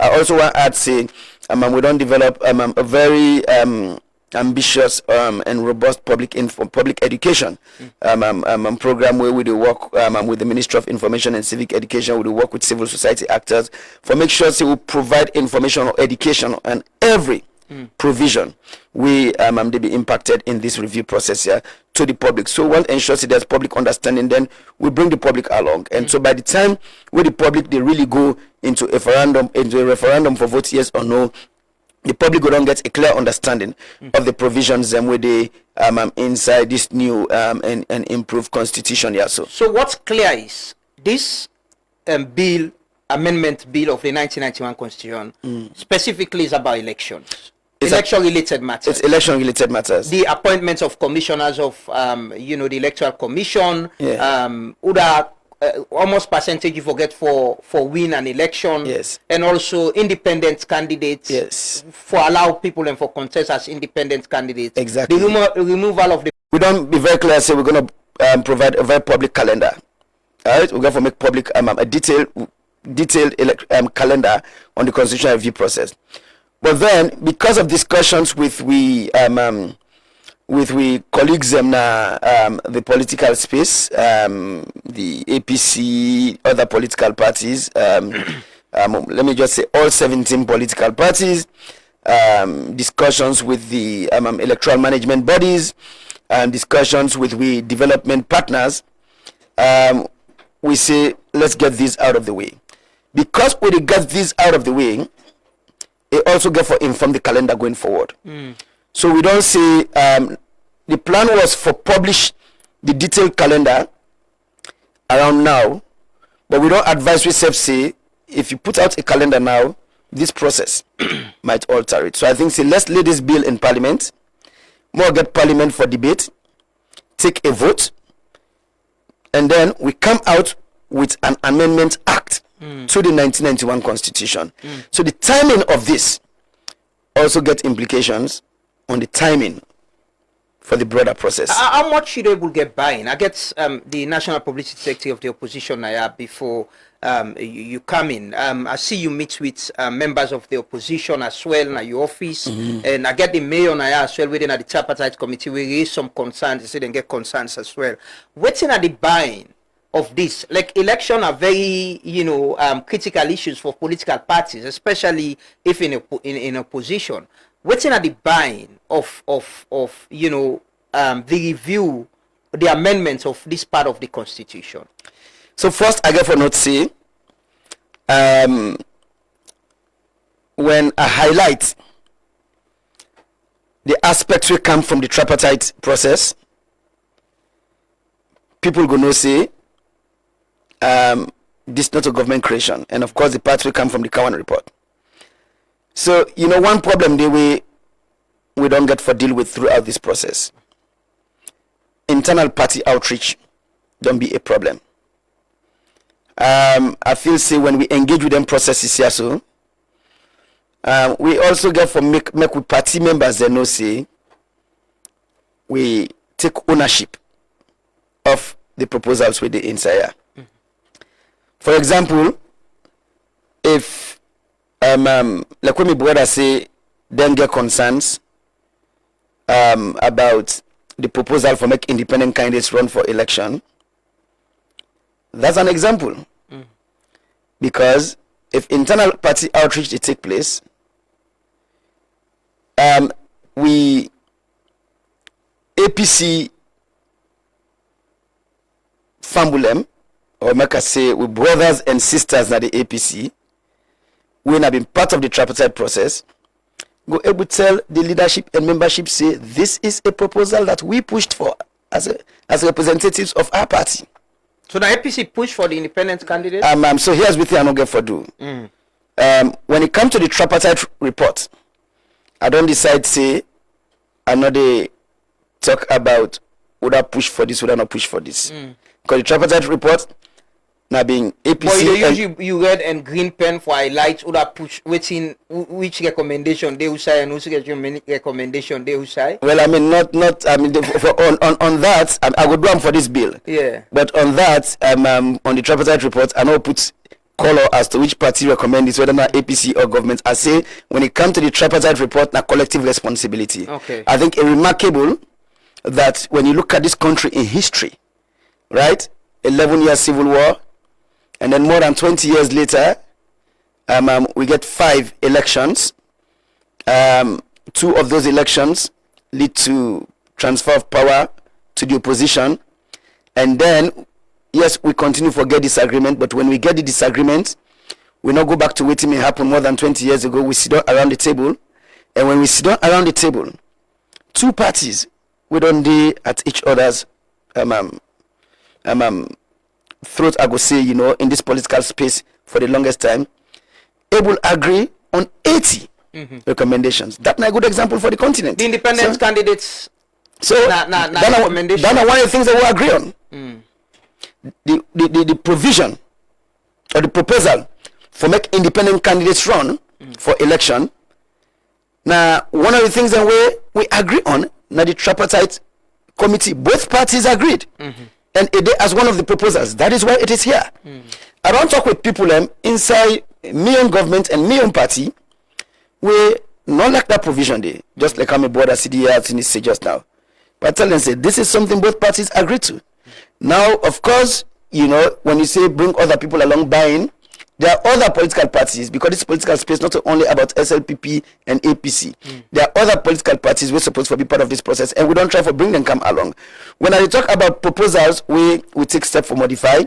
That are one of the things that we take step for modify the proposal for make independent candidates able run. And what we make we take steps for make slight modifications or amendments in. Now exactly for respond to what me border CDA Tunis say na yaso. Say it go open the floodgates, you can get 200 independent candidates, etc. That is why we don't add language say if somebody they run as independent candidate, yes, it get for be somebody we're not a member of political party. And then the person also get for demonstrate strong financial and community support as prescribed by law. So what we want now for make parliament, make we all get this discussion, parliament prescribe in law waiting a financial and community support. So for some countries, for make you run as a candidate, you get to get a specific number of people who they put their signature and take a bet on you. So we can say for making you run as independent candidate, you for both for provide evidence say about 10,000 voters or 5,000 registered voters don't put a bet on you. Then when you know that things that we can provide as safeguards them, or this might go parliament. We all elected representatives say, you know, we don't want independent candidates, then they remove them. But we don't do your own part. We don't count waiting. The tripartite report recommend, and we don't put another bill just for make sure say we're not hiding anything. Yeah, you know, the thing is with the independent candidates, the strong financial issues and community support. Why una not extend that to political parties as well? Say political parties need for show political parties then the way they contest elections. We don't get this conversation. Say, you know. Then can come after the election and don't lose. You know, you understand. Well, you know, there's the issue of registration as well. So I come to the registration. You know, the point is, Lama. So first, if you go to the Political Parties Act, it's very clear about the kind of strength with political parties and for sure. In terms of membership, the presence with them for the official side across the country. Yeah. That don't be a very serious challenge. That is a point. It's not a proposal that I particularly like, because I feel say it shrink the space. I feel say political parties, you know, for able function, even if they don't concentrate in a particular region for protect the interest of that particular region or that demographic day. Whether they say they are interested in persons with disability, whether they say they are interested in environmental issues, etc. Therefore able. So when we put all of the requirements in there, it becomes burdensome on them. But that is the law, right? But the other thing we'll get for note is, you know, when people say, oh, political parties, they disappear just after elections, that's really not the case.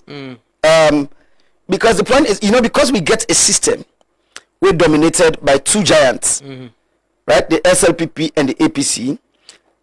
Then they overshadow completely, if you will say, the smaller parties. But that don't mean say the smaller parties they disappear, because since I don't join government, I joined government in 2023.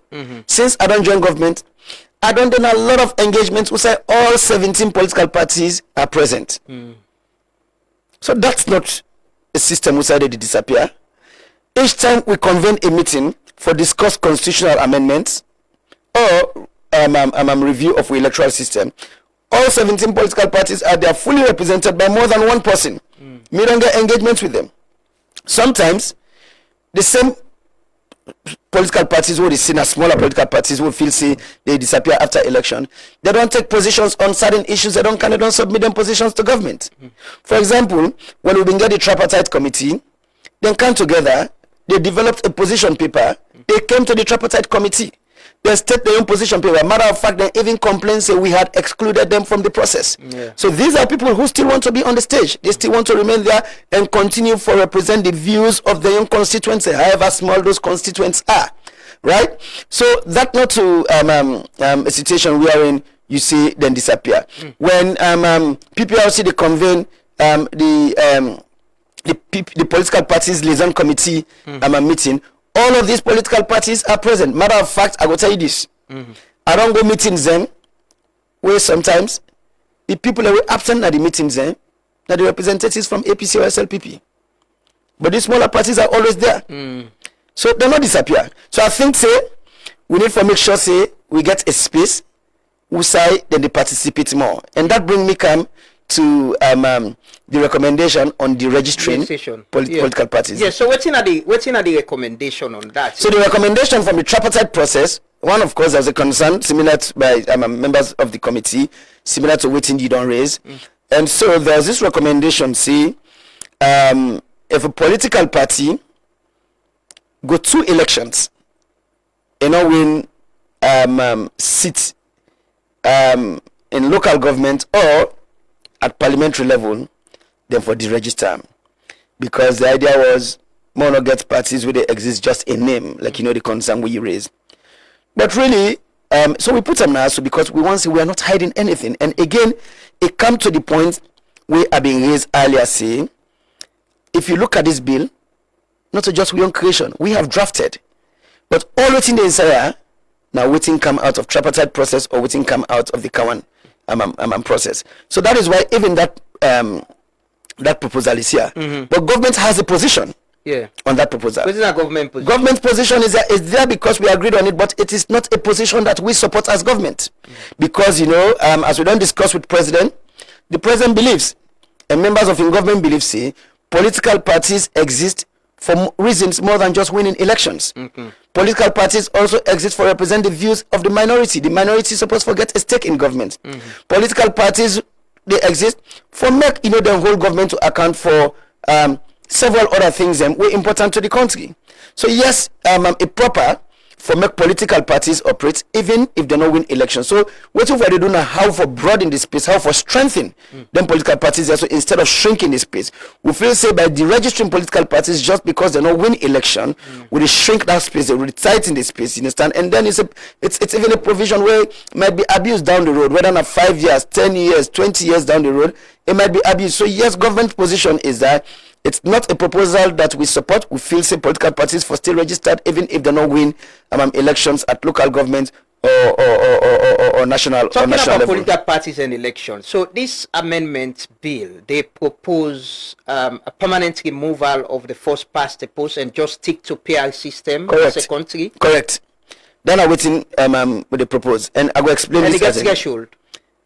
Well, so now that we don't put say that threshold now be determined in a separate law. I think the conversation don't focus too much on whether for the first past the post or PR.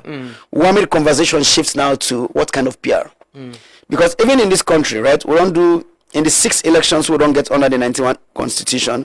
We don't use first past the post 3 times. We don't use PR system 3 times. And in PR system, the first time we used in 96, we use the wartime model, right? This entire country now be a single block. And then in 2002 and 2023, we use the district block system. So just Nasalon, tell you see there are variations of PR. So sometimes when you discuss PR, people think say, I just one formula. No. Majority of the world's democracies,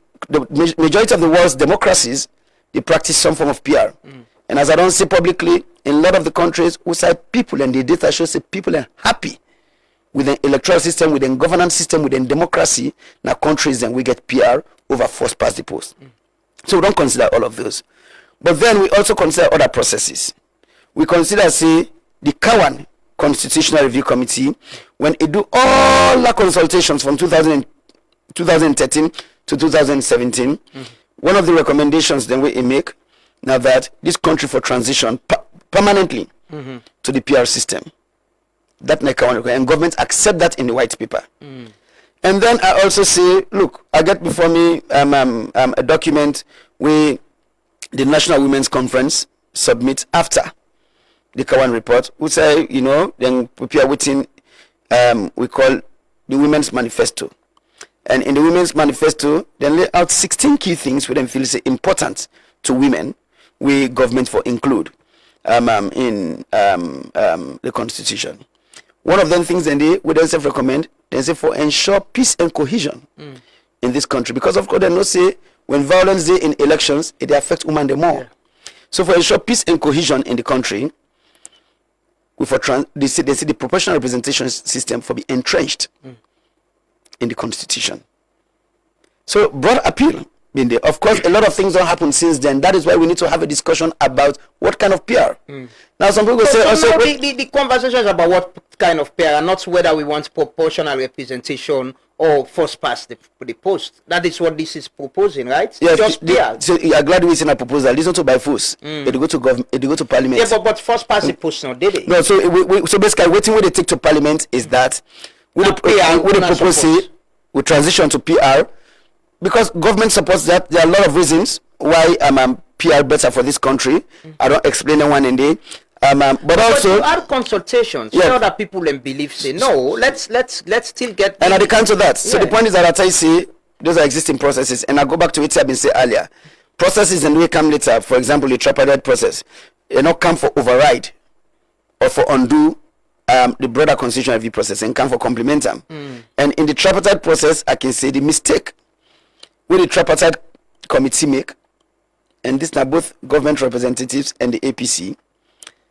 We not recommend one model. Tripartite not recommend say make the country do PR or make the country do first past the post. Tripartite recommend say let's have a national dialogue Yeah. on the preferred electoral system. And so government say yes, we'll do a national dialogue. Government takes steps for convening a national dialogue, but we even add another layer to it. The other layer we'll add to the national dialogue, we say before we get national dialogue, let's move across the country. Let's have consultations, right, across the country. So we do consultations.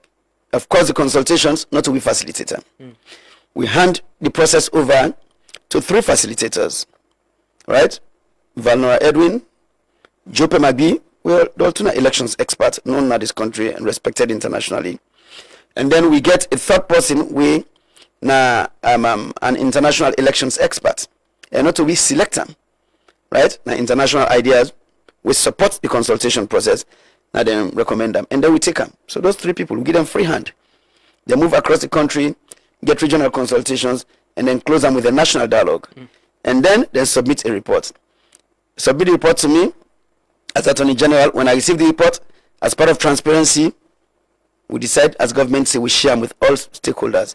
The steering committee, we get oversight over the implementation of the tripartite report, share and they.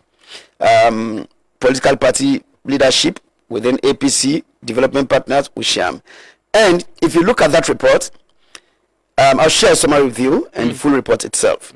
But if you look at the report no really after them consultations then the report not recommend one system over the other. The report not come back and tell we say this country also prefer first past the post or this country also prefer the PR system.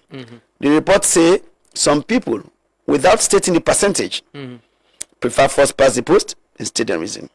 Some people without stating the percentage prefer the PR system and state the reason and say but if we do PR system make we reduce the threshold. Some people, without stating the percentage, say, let's have a hybrid system. So we don't take that report. So at some point, government, what make we elect government for make it function? Government has to take a position. Government has to drive a reform, the reform process. So when we take what come from the Kawan report, we take what come from the National Women's Conference in the Women's Manifesto. When we take what come out of this consultative process, and clear examples, I can let for say, in fact, one particular district day where the committee reached, the women them, now the district, they decided to speak as a team. It was a group of women who say, now local council and they, some from APC, some from SLPP.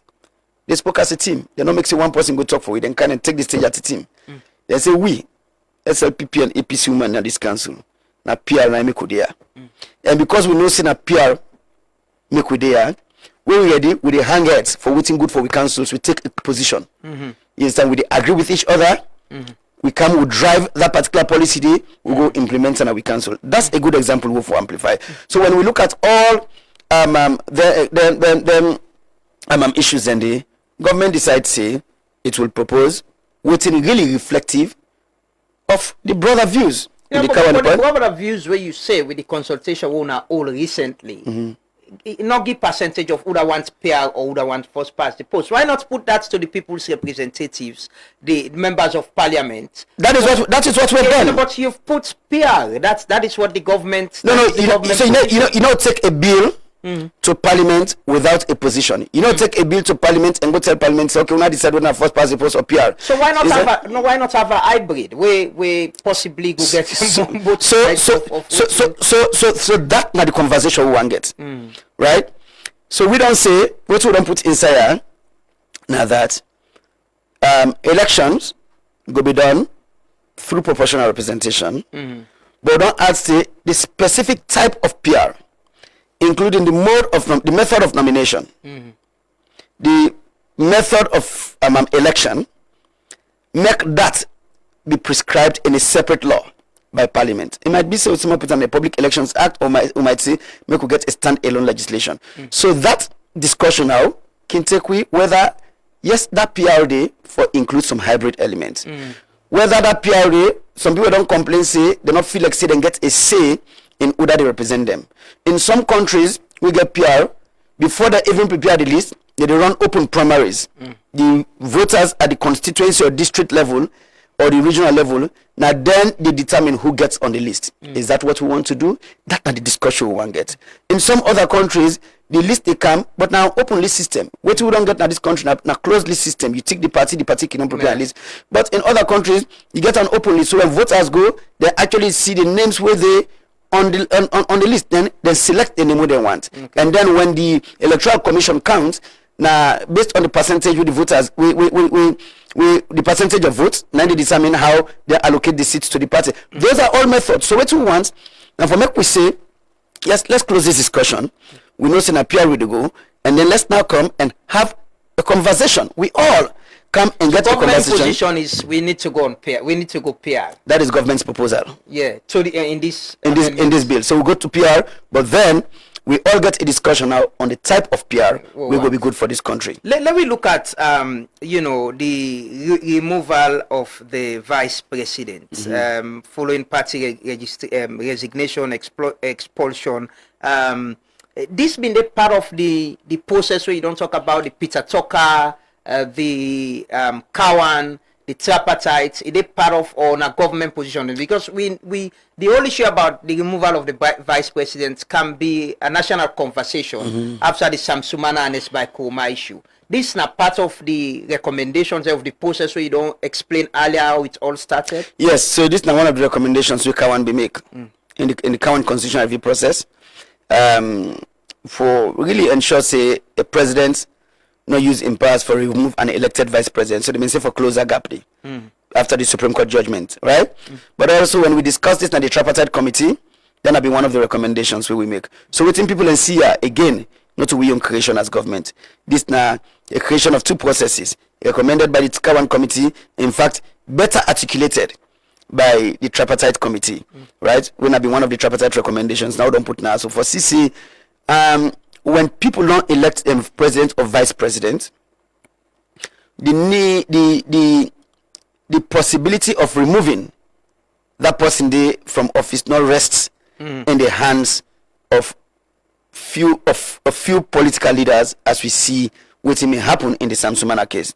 Wherein Samsumana was expelled from the APC, and then that become a reason for removal and say don't cease for qualify. So we're basically saying, waiting the tripartite committee recommend we don't put inside this bill now that if somebody lose a membership now the political party, that not go automatically disqualify him from continuing to serve as president of vice president. However, it go trigger the removal proceedings we laid out in the constitution na parliament. That now we too don't recommend. So one Parliament to get the power now. Yeah, Parliament. Okay, so the Constitution lay out very clearly how you move a president or vice president. So we say you could trigger that process there. You understand? So it's not going to be court matter again. No, we not say it only become a court matter because some Sumana challenger. Yeah. That is what happened. Yeah, but there's a process where not only person go pronounce some or say I don't remove this person. That is what we're saying. There's a process where there's a process now with Parliament will get now for make sure say we follow that process there. And we laid out in the Constitution as to how you remove a president or vice president. So that way we make sure say the mandate with the voters give, that mandate did not be reversed by a few political actors. So there's this other part of, a committee for the appointment of commissioners. I remember we get this conversation earlier, before now, where that instead of the president just announce people where go be electoral commissioners, there is a committee where go put out application, people apply, they recommend to the president. But what's happening in the register is that the president they appoint members of this committee, right? Well, the point is that we say the president will constitute a search committee, a search and nomination committee. So that search and nomination committee then go do the search and nominate to the president, and then the president appoints from that. I think it's the question where I don't get for face now. Who that they appoint the members we say the president will constitute a search and nomination committee. Yeah, that's still giving president the power. Yeah. So not directly appoint the commissioners, but the members of the committee, right? So presidents they appoint committees all the time. Right? Matter of fact, people even ignore the fact say we say inside the constitution, we say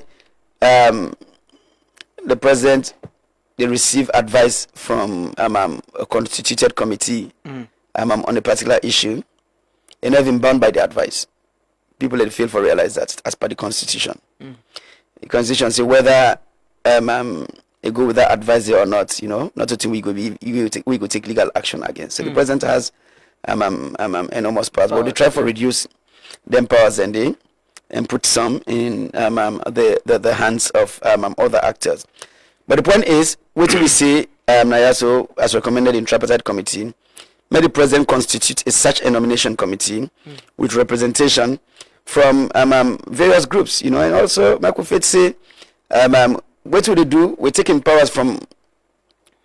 powers from an elected body, the presidency, and we put some of them powers in the in the hands of unelected bodies, the interreligious community, we don't say the legal community, etc., etc. So that self will go for make sure say you understand them systems and they work so the right people they represent them groups and they.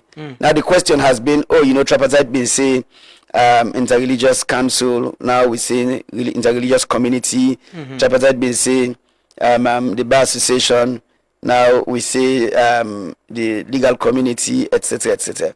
I think so. One of the things that we will get for acknowledge is we could not try for solve one problem that will create another problem. We get for manage this process in a way, or that we not open political battlefronts and then groups in there as well, because you might be faced with a situation wherein as we go close to election or close to the appointment of an electoral commissioner. These bodies might become political battlefronts as well, right? And so you want a process, and we'll work with Parliament on how we strengthen this language after all consultations with various actors. For CC, yes, you don't want a situation where the president just choose whatever he wants, but it might be a situation wherein the communities or the groups might nominate individuals into the committee, when and then the politically president influenced. Well, we do affect the process like you so the point is that how do we win in this? Yeah. Right? Because if you put them again in the hands of the groups themselves, you just raise a point, say that will be treated with suspicion. Right? Say those individuals who they nominate might be politically influenced.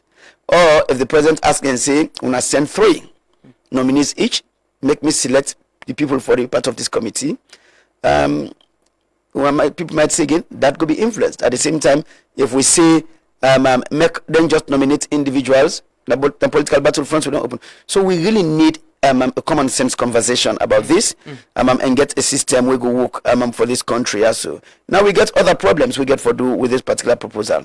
For example, in discussions I don't get with political parties they complain, say we have removed them from the process. They want to be part of this process. Because the aspect of consultation. That is the point. But that has always been a confusion as well between the Udadena power and the main opposition most time about what consultation is and how to do consultation. So now that makes some people basically feel, say, I don't get people that don't say to me, maybe a better way for going for me could define consultation in the constitution. Yes, and then we save ourselves all this headache because the constitution don't really define consultation. Tell we whether consultation includes you have a meeting with them, you understand, you get discussion, then tell you what they want, or you nominate to them, you ask them for provide feedback within a certain number of days, or whether consultation includes if you consult with if you engage the leadership of all registered political parties, whether you take the majority feedback, you understand, for be reflective in the decision we go make. We not only out all of that. So some people basically say maybe the solution to this is to properly define consultation and then we move with that. So yes, I think this is, we accept, say this now one of the challenging provisions where we get for deal with in terms of engagement with political parties, engagement with the public, engagement with members of parliament. So yes, we have made a proposal. We're happy for getting discussions here. So we're happy for receive feedback from people. We're happy for receive feedback from political actors. We're happy for go parliament and make sure say the feedback we will receive included in the discussions we would get with members of parliament. At the end of the day, members of parliament, now we elected representatives, we can also take with views to them. And then, all them things and they go be reflected in the own debate and the vote we then go take on what this particular provision here so for look like. So, but what's on the proposal right now that the power still there with the president for the committee, for appoint the committee where they do the search and get names them we then go present to the president. Well, the current situation is the power rests with the president for appoint after consultations. Yes, I mean the proposal from the bill. The proposal on the bill is that the president get this power still go there with the president for appoint that committee. The president go constitute the committee. That is what we have suggested. Okay. I want to ask about fixed election dates. And as well transition process. I think that now one of the conversation they would only get. How do we fix elections and also say, okay, between this time to this time, if we don't get handing over of power and the ceremony and how we forgo. Is that part of the proposal as well? Yes, it's part of the proposal. Again, from Kawan in report, Justice Kawan in report, as well as from the tripartite process, also just say, let's have a fixed date for elections. Because you also know once a situation wherein, the dates they be at the discretion of the president. Of course, really, when we get this conversation, we get them with honesty. Excuse me. The practice is the president set the date. So we always don't get this 3 months window after the last election.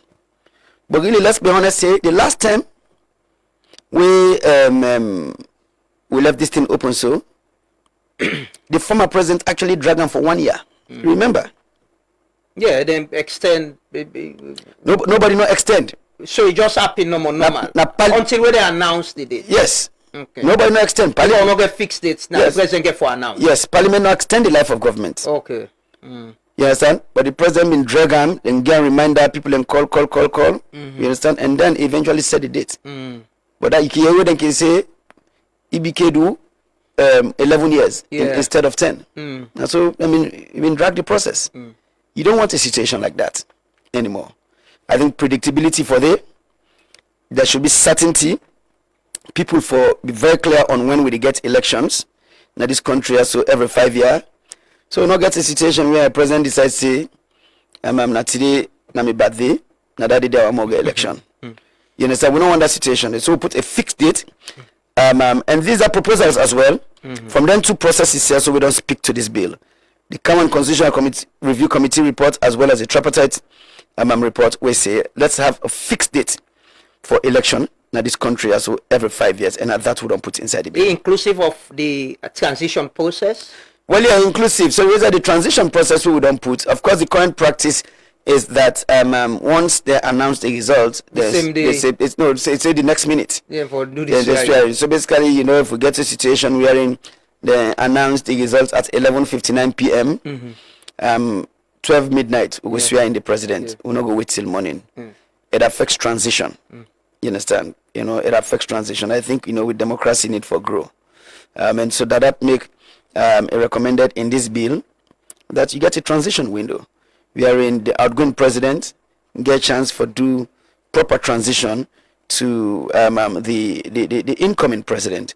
But also important that we get that window there for allow time for deal with petitions. You know, so would I ever get problem with the election results, can file a petition. Some people don't complain, so you know, if you don't announce president, you don't swear in, you understand, already in authority, you understand, and so you know, the judiciary will take it in time or whatever, you know. Allegiance. Yes. And Yeah, but the point is that, of course, you know, we get a country, I think, as we don't put in the constitution, or as we get in the current constitution, and as we put for strengthening the judicial process, the judiciary is an independent institution. The judiciary not get allegiance to a president. The judiciary get allegiance to the people.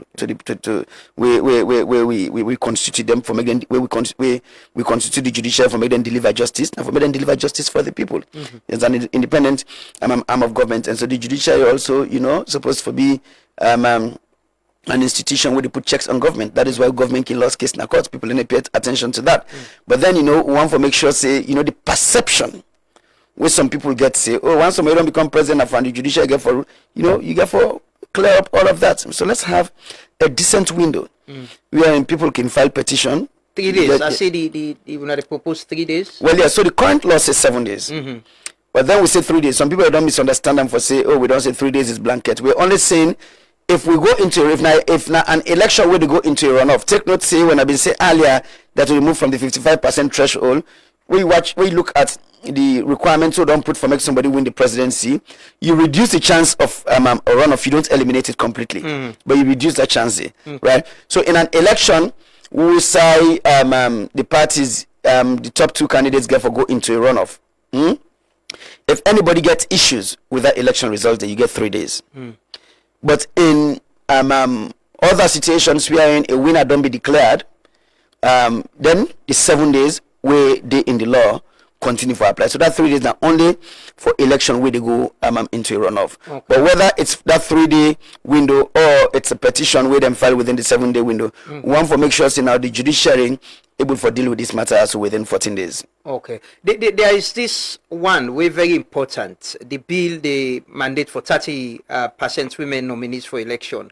You know, and with political parties and even where, you know, with waiting we get to right now, the number don't increase, but waiting at the mechanism for ensure say the bill gets any proposal for ensure say political party they adhere to this. So basically, yes, what would they say now that once you don't put it, so it inside an act of parliament right now, the Give Act, right, where say minimum, say for elective and appointive positions, minimum 30% should be women, right? But they will not get inside the constitution. So this might be a TRC recommendation. This might be a recommendation in the Cowan report, right? This now also one of the things that we the National Women's Conference raised now the Women's Manifesto. So it should be reflected in the constitution. This now also one of the recommendations where the tripartite committee makes a Canada the constitution. So when you put them at the constitution, you ensure say there's broader compliance, right? So what thing will happen? Political parties now therefore be required for make them constitution then reflect what's in the national constitution. But then it goes beyond just putting this in the constitution. It gets to really putting mechanisms in place.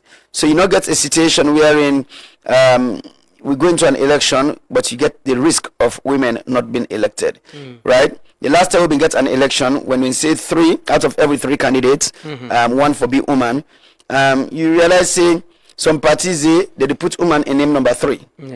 So that reduces the risk for woman in the woman then so if you know the election. Two, you know, get for Exactly. So if you take a district, we get 4 representatives, Yeah. right? If let us say the parties put the woman, the female candidate 3, then the 2 parties, let us say 2 dominant parties end up for win 2 seats, right? Woman not will be represented in that district today. Member Falaba right? So you don't want that situation. But we also need for make political parties understand. So when we say minimum, no means a number 3 woman for day. It is okay if all 3 names are women.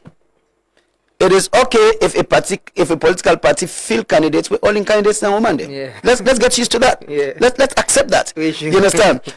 So people like elect for say, oh, na 30% quota. No, we say minimum 30%. You understand? And we also get for drive the discussion. People like no say, in fact, when the TRC be recommend this, it been talk about progressive representation. It happen say, na violate, when President Bioka na office, na it come and put that particular TRC recommendation there in place. But if we been put that in place, now been 10 years. After 10 years, we don't even go above the minimum 30% as recommended by the TRC. So these are conversations we need to forget. But also, what we get for do when you look at what we put na the inside the Political Parties Act and the Public Elections Act, we go beyond just saying if we be 30%, minimum 30% woman. We go move to the step of really putting requirements for waiting we need for do for make the space friendly for women's participation. It will get for mean say we remove or eliminate candidate fees for women them. It will get for mean say we make commitment and put systems in place so women are not subjected to violence, when they get into elections. And when we talk about violence, we don't only talk about physical violence. We talk about violence with the cyberspace as well, because online abuse or whatever. Because I didn't say they make them difficult for women them for step up and they the public space. Of course, you get very good women them. We don't able for challenge the stereotypes. We don't able for they out there and own the space. I think we need for do more of that. You understand? We need for use the woman and they as good examples. But then we demand themselves. We get for no say violence in any form, whether it's online or whether it's physical, emotional, psychological, it's unacceptable because now then things then they make it difficult for women and for participating in the public space. So we got to make sure say we lost them the other level. They talk about consequential legislation. Yes, and when you pass them also it will get impact on other pieces of legislation where we will put all them things also in place for really make them possible for make women them able for participate. And then when we say participation, not to token, not to favor. You understand? Make sure say it's participation. We say we accept say if na woman in the majority, that is okay. That is all right for this country. So when you table this bill? Well, we got to work with the calendar and Parliament. Not to make the calendar. We got to work with the clerk of Parliament. Clerk they work with leadership of Parliament. For roll out a calendar as to when the privilege go happen. And then when we will do first reading, second reading, when the committee go look at them, etc. So we'll work with Parliament for roll out a calendar and the public will be. But you get timeline as a ministry, as a government, when I get timeline on when I want to achieve this. Well, yeah, one for achieve this like yesterday, if left with me alone, you understand. But the point is that to understand, say, by law, Parliament regulates itself, So of course, government's in preference and for make sure, say, we get this done now, you understand, whether not this month or by next month latest, we've done them. But Parliament regulates itself, and then they roll out the calendar. But we want to do one quick because it gets implications on other things that we want to do. I mentioned the broader constitutional review process. I also mentioned other reforms that we need for pursue. But I think say there's a commitment on Parliament and part for make sure they then deal with this as soon as possible. So the possibly the window for public participation or consultation will be we go Parliament now. We possibly get for go present to them. The committee, the legislative, the committee stage, right? No, that window is open now. Okay. I think people, the point is that sometimes you can say, I don't like to discuss this in the context of credit because really, when you're doing a public service, doing the right thing is what you're there to do. But look, the practice is when you draft a bill, you gazette the bill. Like you been say earlier, people for going to government bookshop and go get the gazette. But because this is important, we take a step, say in addition to the gazette, we also send this electronically. We put them out. Remember maybe it wasn't leaked. It wasn't leaked. No, it wasn't leaked. So matter of fact, make I explain this to people. So we're working on the website for the constitutional review process, right? So but waiting happen now that we want for announce this at the website, but with timeline for complete the website and put them online was affected.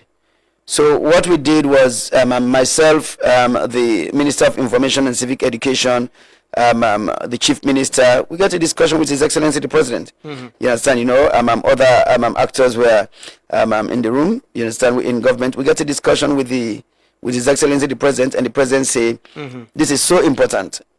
You understand? With commitment to transparency, if I be seen in this process. And so after that discussion, we decide, say, you know what? You know, since the website not done it, let's send it out to the public. And so now that make we get all these discussions. So the character money self we government printer for don't make. As I don't deprive government printer of that character money day. You understand? Exactly. Then all my phone. But we like the debate. Yeah. This is exactly what in governance is about. You understand? We like the debate. We like the feedback because you know, as we don't say repeatedly, we want to make this constitution be for the people. We want to make this constitution be something where the people go on as their own. So yes, the window is open now. Me don't receive feedback from people. You understand? We not see backlash. We see the willingness for engage. You understand? On the NTSO. And it's out there. I also tell people, right? Of course, we don't people and they out there with the prepare position papers where they go submit to we. People can still do that. You don't able engage. I see you get meeting and they ask back with the opposition, APC. Waiting at the response or reaction to you know, the consultation or meeting we want to get with them on this. Well, you know, the point is that I think it was good. It was a good meeting. We talk about the need for work together. We talk about the need for keep this as a very open process. We talk about the need for make we all own this process because look, the APC also acknowledge two things. Then the APC acknowledge say significant part of this bill now a product of the young creation. And the APC been set up the Justice Kawan Constitutional Review Committee. Now the recommendations there. The second part of it is the tripartite process. Now we and the APC sit down. You understand? Significant part of this now a product of waiting the APC self suggests.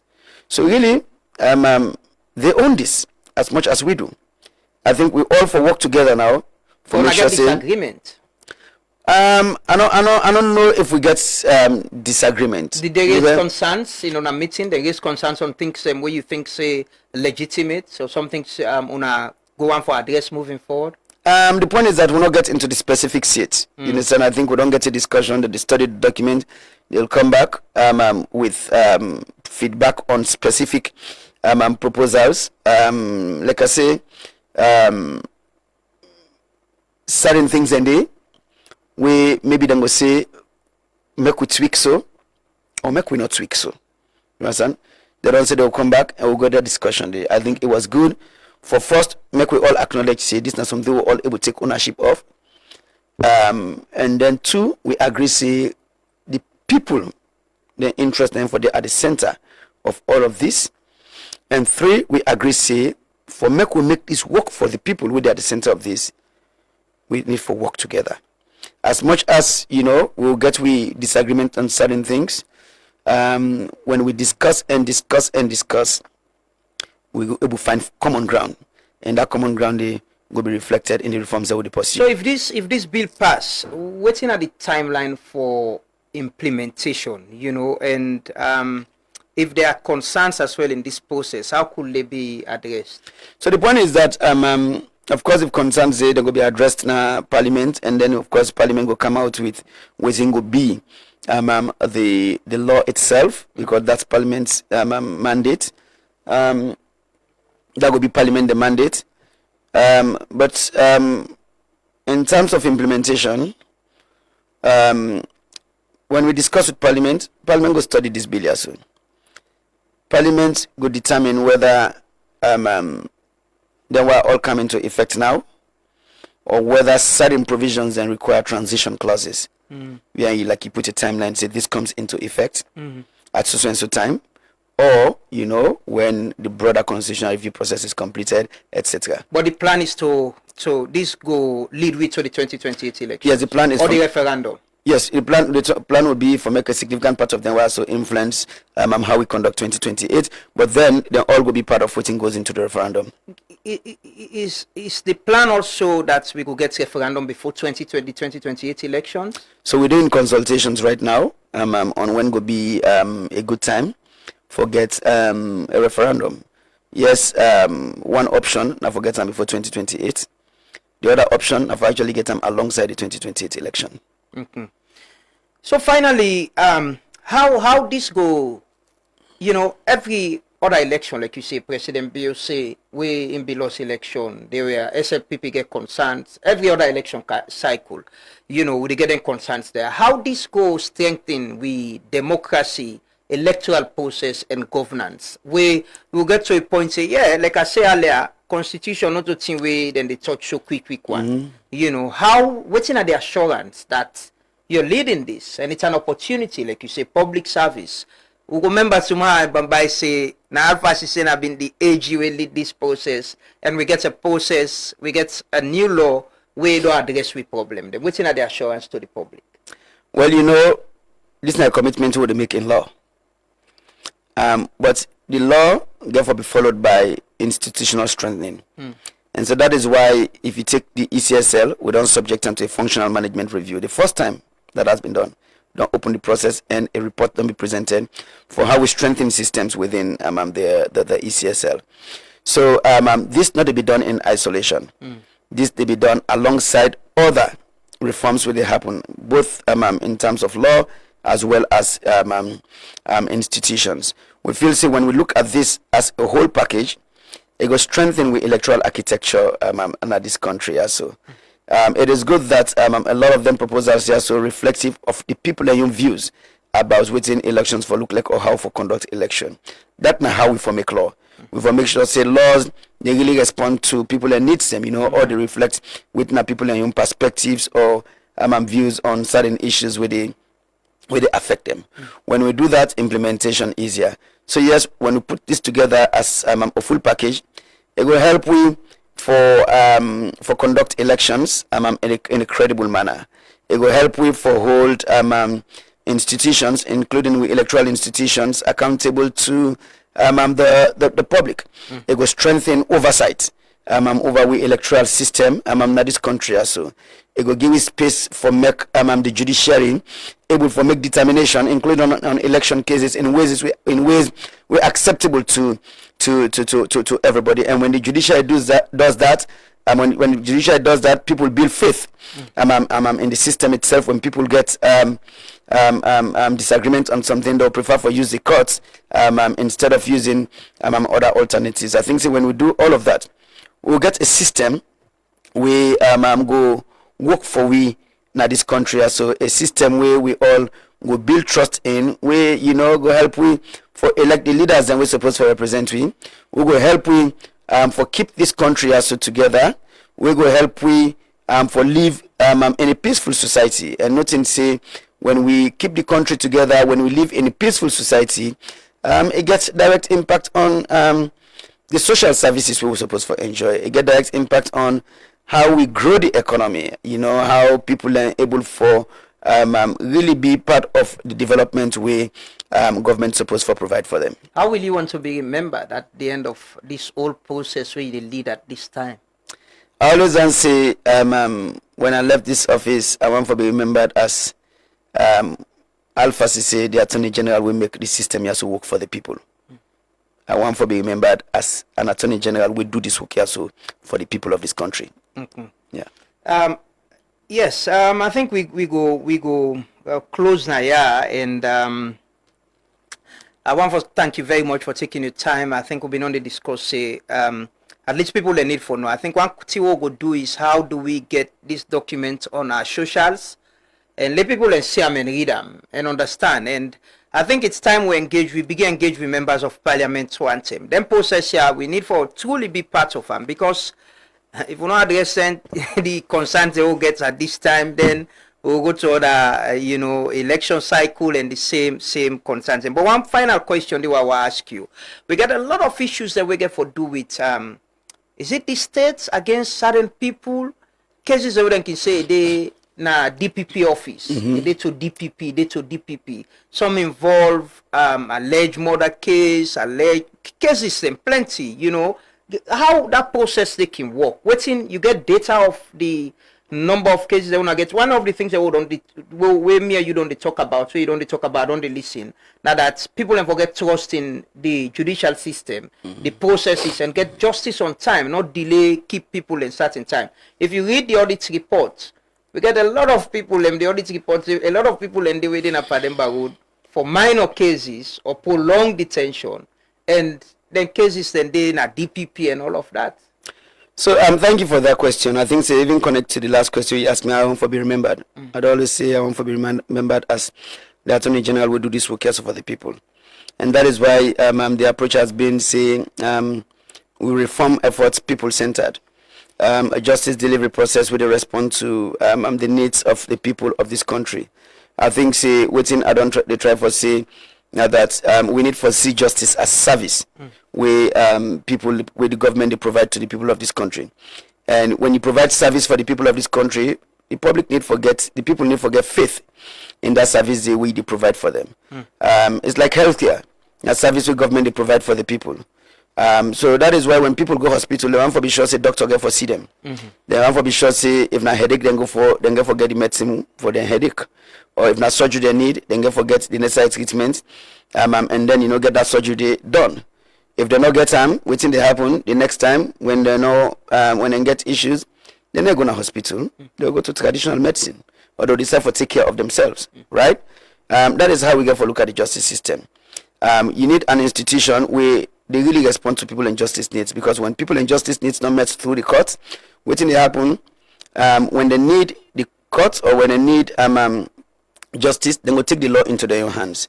Then go give up on the system. When they give up on the system, it get that implications for the country. They affect the country in peace and cohesion. It affect the country economy as well. So that is why we say yes, we need for rebuild with systems. Now, how this system has to work for we inside office. So the DPP is served within the office of the Attorney General and Minister of Justice. A good for clarify say the DPP not get investigating powers. The Attorney General not get investigating powers. That's how we system structured. I can try to explain to people and say this country also the whole system structured.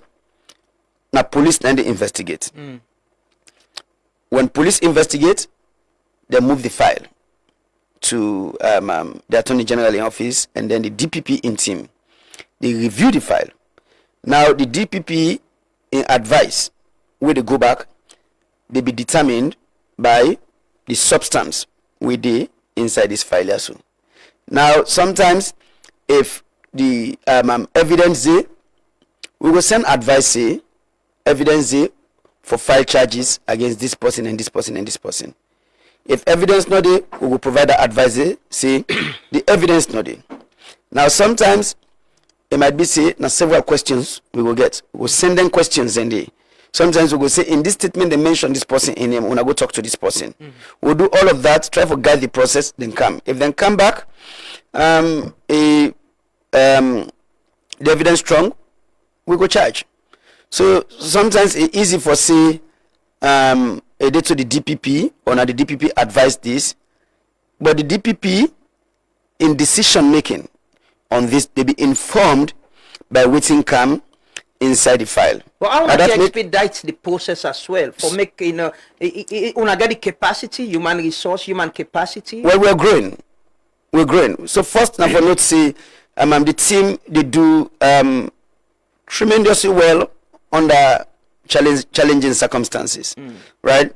Sometimes we can talk about the problems na Freetown, but we also need to discuss in the context of upcountry, right?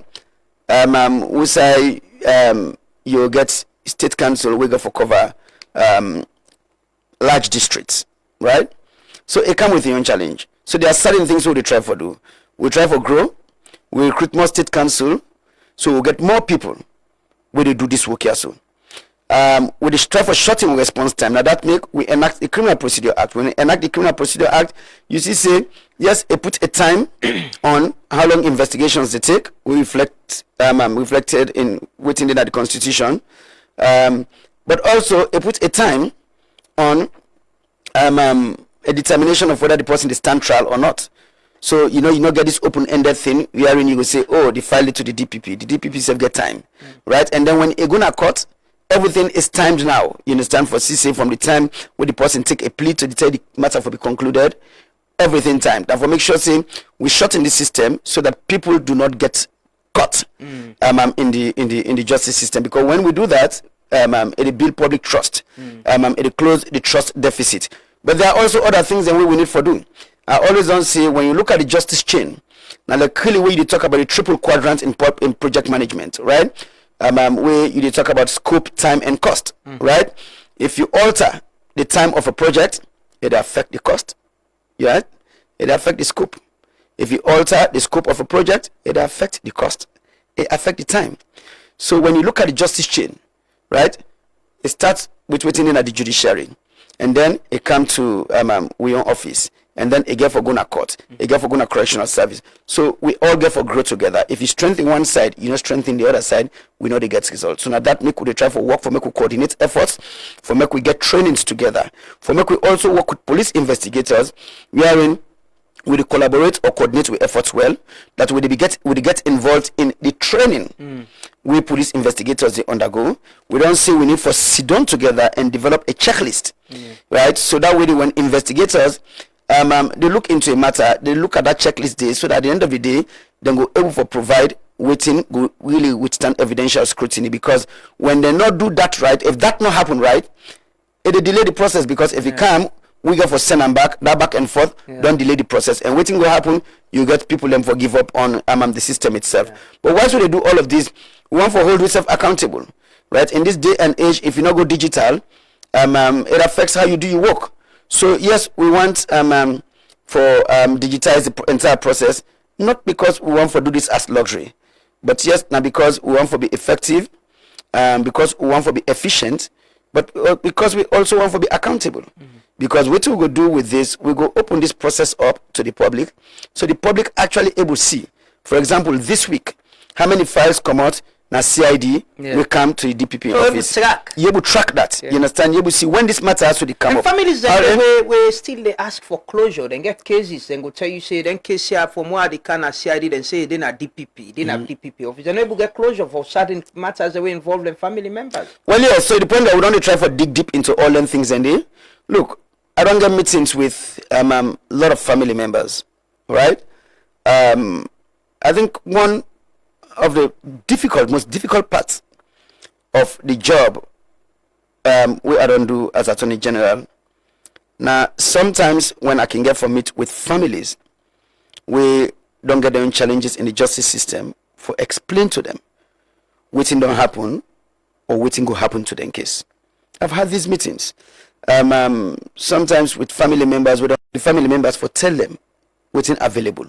But then make them know say if new information come up, we will still look into this matter also. So I empathize with those families we need closure. I empathize with those families we don't be caught in the system. We make they don't lose faith. But we don't be very open to them. For say, the one that we come to your attention for state who side in case they, and if no matter we not get for move beyond investigation, I think we get for be honest and say so to the family members. I think it's part of the work we supposed for do. I can say last time somebody asked me which aspect of my job I take really serious. I can say now when I sign an indictment, because each time I sign an indictment, I know see that my singular signature will get significant impact on somebody or plenty people in lives, right? Because if I do them right, then it gets an impact on that victim, that survivor, that family. We need justice. If I do them wrong, it gets an impact on that person. We likely go down the wrong road in the justice system, and then sometimes we don't even pay attention to the impact it gets on them. I always like to talk about the story of the carpenter. See, sometimes when we get archaic laws, right, or sometimes when we get them wrong, you send somebody, a poor person or somebody live on the margins of society, you send and go court, and then the court gets them wrong, or for some offense which don't be resolved at the community level, they get for go jail. We need to pay attention to what happen to in family. What go lead to in Pekin now, we go drop out of school, and then they out now the streets. And then before you marry, themselves don't get into conflict with the law. So we need to do all of that. You know, we also need to pay attention to when people get caught in this justice system, how they affect the economy. For a country we say significant part of the economy in the informal sector, people are daily bread. So when you get a system we go on for long, and then somebody get for come every day, he do that 1 year, each day we come in shop not open. Each day we cannot get for dinner in farm. Each day we come and not get for good drag. And we go drag, when shop open, now that way they take care of him family. How they take care of him family, they get for go buy stuff them. When they go buy stuff in a shop, that shop we get for go buy to, then self get money for take care of their own families, then get for pay tax to government. It is the economy. So, you know, we consider all of them things and when we talk about how we reform this justice system and make sure it really work for the people of this country. And so that is why we also see, you know, we put out a range of justice mechanisms because we realize that people in justice needs them different. Just like health, right? As I make the example. People in needs them different. Some people with a headache. Some people have belly heart. So when people get an encounter with the justice system, they do so because they get unique justice needs. So we need systems which respond to their needs. And that is why very soon I will in a parliament the mediation bill. We go institutionalize mediation. We will set up mediation centers across the country. So instead of going to court. Yes, make people then take informed decisions and go into mediation. Right? And then resolve the issues and a less acrimonious, a cheaper, it'll be handled within a shorter window, 1-2 days. We don't done because certain matters and they really will overwhelm the courts. You understand? So we go through that. We go review the correctional service system. So like we talk, you know, people we poor or people we not get you know, high status, they go na court and na jail. We cannot have a system where they criminalize poverty. And so that is why we also then say we could table legislation for decriminalize petty offenses. When we decriminalize petty offenses, it will impact loitering. Right? We don't see a lot of people we may too. I mean, you don't see plenty same way with the exercise in a beach, right? But you know, other people and they when they do that in a beach at particular times, then they be arrested for loitering. Yes, that's criminalizing poverty. Yes, and so we go reform the laws and the NCC will not criminalize that. Traffic offenses, same thing. Payment of debt we get for do like you know, woman the way they take microcredit. Right? We at the end of the day when they struggle for pay, the system comes after them and sends them to jail because that is what the law says. So then they only criminalize poverty and status. So we they change the one and the all. So I'll be tabling legislation for CC we decriminalize the one and the. When we do that, people stay out, live their lives, deal with their families grow, then contribute to the economy. But also let's look at how much we spend on correctional service. Yeah, it congest. That 33% of inmates now with correctional service system. Now for petty offenses, 33%. So when we decriminalize, we reduce correctional service population by more than 30%, right? And then you know we continue to invest in a range of reform efforts. We will really make the justice system work for people, and that people build faith in the system. But we also, like I say, put out a range of options. So when somebody gets an issue, they take a decision on whether mediation or they're gonna court. We will also bring out we will roll out the diversion policy for minors.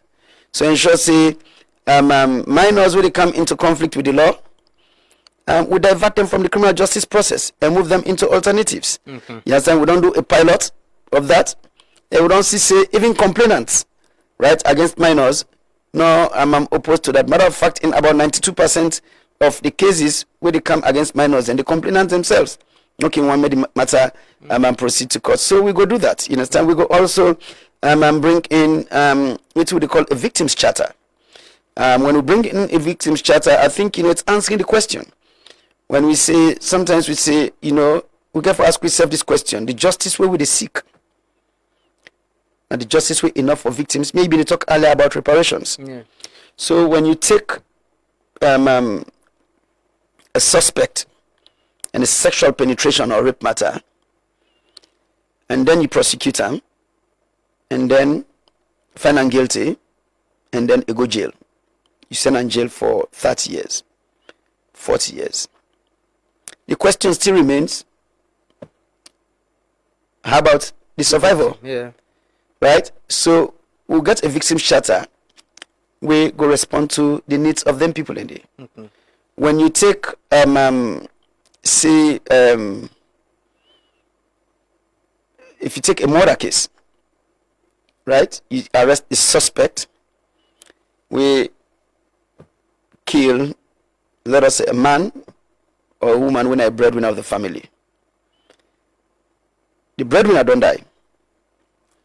But then you prosecute the perpetrator, and then you convict him, you go jail. But what will happen with the family? Mm-hmm. So we need a victims charter.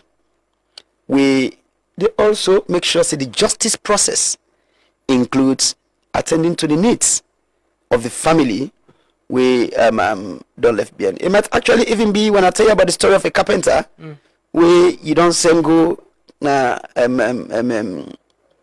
jail, and family actually not get anything for do with the crime.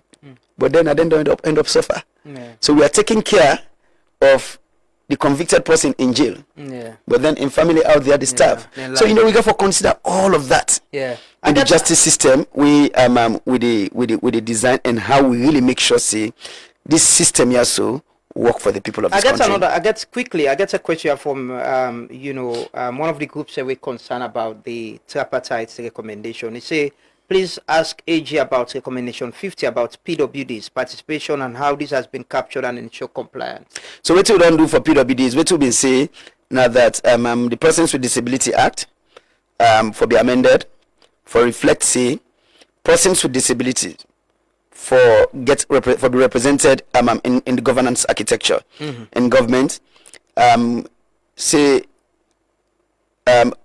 We recommend progressive representation starting at 2% and growing from there. So it's there, and it's one of those things where we already don't put inside the Persons with Disability amendment bill. Okay. We for good parliament, and that we work very closely with the Disability Commission. We will also work very closely with the Ministry of Social Welfare, where now get oversight over persons with disability, and the Minister of Social Welfare. This is one thing we've been very, very passionate about, and so it don't be a strong advocate for this, within cabinet publicly, and ensuring say that recommendation they is reflected in the bill. So really, kudos to Ram for where really say this work for constituents where they under in ministry. I'll just take advantage and ask you this question. There is this directive, government policy directive, we've been coming from State House, where say on the Mineral Wealth Fund, they say the Attorney General Minister of Justice immediately terminates the management services agreement with Mount View Consent Management, DMMC, MVK Consulting. There's this community.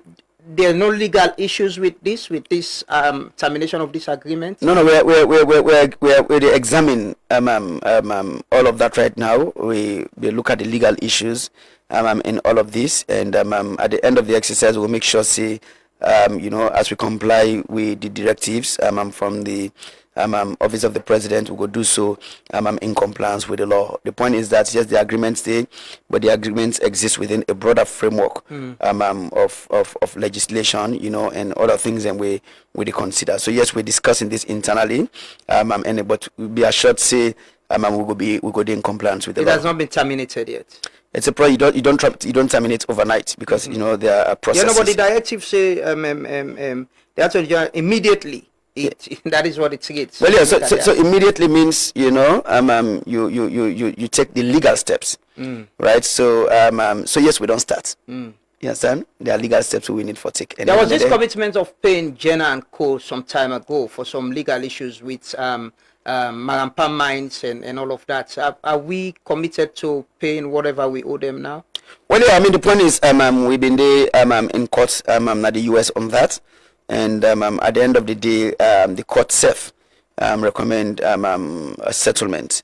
Out of court settlement, a settlement agreement. So yes, we're doing discussions with Jen and Co now about waiting that settlement day for look like. So are we getting the understanding with regards of this? Go give you any other implication? Oh yeah, the point is that so every decision we'll take, would it be informed by the legal issues we don't happen in the past? Would it be informed by the existing law? And it's not only about these decisions, right? It's also about using the experiences of the past, the current issues for reform the laws the entire sector, so that we not go be caught in all of this. In very soon, in the next couple of weeks, actually, my office they also bring in some experts for do training across the board. So we're not only changing the laws, but we do training across the board for law officers, but also for staff within the various MDAs where they handle agreements. Time for be trained about how to negotiate these agreements, waiting for put in these agreements, and how for review, if needed for review, and make sure we use then capacity building efforts here, so for protect the country, for make sure we are not caught in litigation, and that we deliver on things and we work for this country. So finally, and I promise you, this is not the final one. Waiting at the state of the extradition request for Josh. Within discussions on that. When I say within discussions with the Dutch authorities, I don't get several meetings with them. Within discussions with the Sierra Leone police about concluding the investigations. You don't get updates from them from the last whole talk, because you've been telling me say then they investigate and they need to get back to you. Yes, I don't get update for them, and then we'll make the outcome of the investigations known publicly very soon. So you doing discussions on the extradition request? You still there in discussion? Oh yes. It's a continued process within discussions, and then of course will be guided by law. And once the investigations are concluded, we understand it will happen very soon. That will inform the next steps we will be taking within the ambits of the law. Okay, well, thank you so much, Mr. Minister. It has been a pleasure. It has been very educative. I'm sure we people and don't learn and understand waiting at the bill we get for go parliament, and we say we for help for amplify them, let people understand what's in the happen. But thank you so much for joining us this morning, and thanks to we viewers and listeners and we don't join at the program this morning. We appreciate that so much. The Truth Morning Devotion they return tomorrow 6:30, but as always, as we can say now, remember say we all get a part for play for change this country. This bill gave go parliament, so people are only complaining say they not be the MP, but try to be your MP and engage them. If you get concerned, raise them with them. That is how democracy works, and that is how government for work. We will continue for discuss the issues, and I will call member experts them and members of parliaments them for discuss them. So we all go learn and be informed about the things within inside this bill, and waiting we for know and waiting we for get concerned about. Thanks for being with us. Thanks to my colleagues, the technical and production team. We'll meet back tomorrow. Have a lovely day and continue for follow and stay with Twin at Truth Media. When the chaos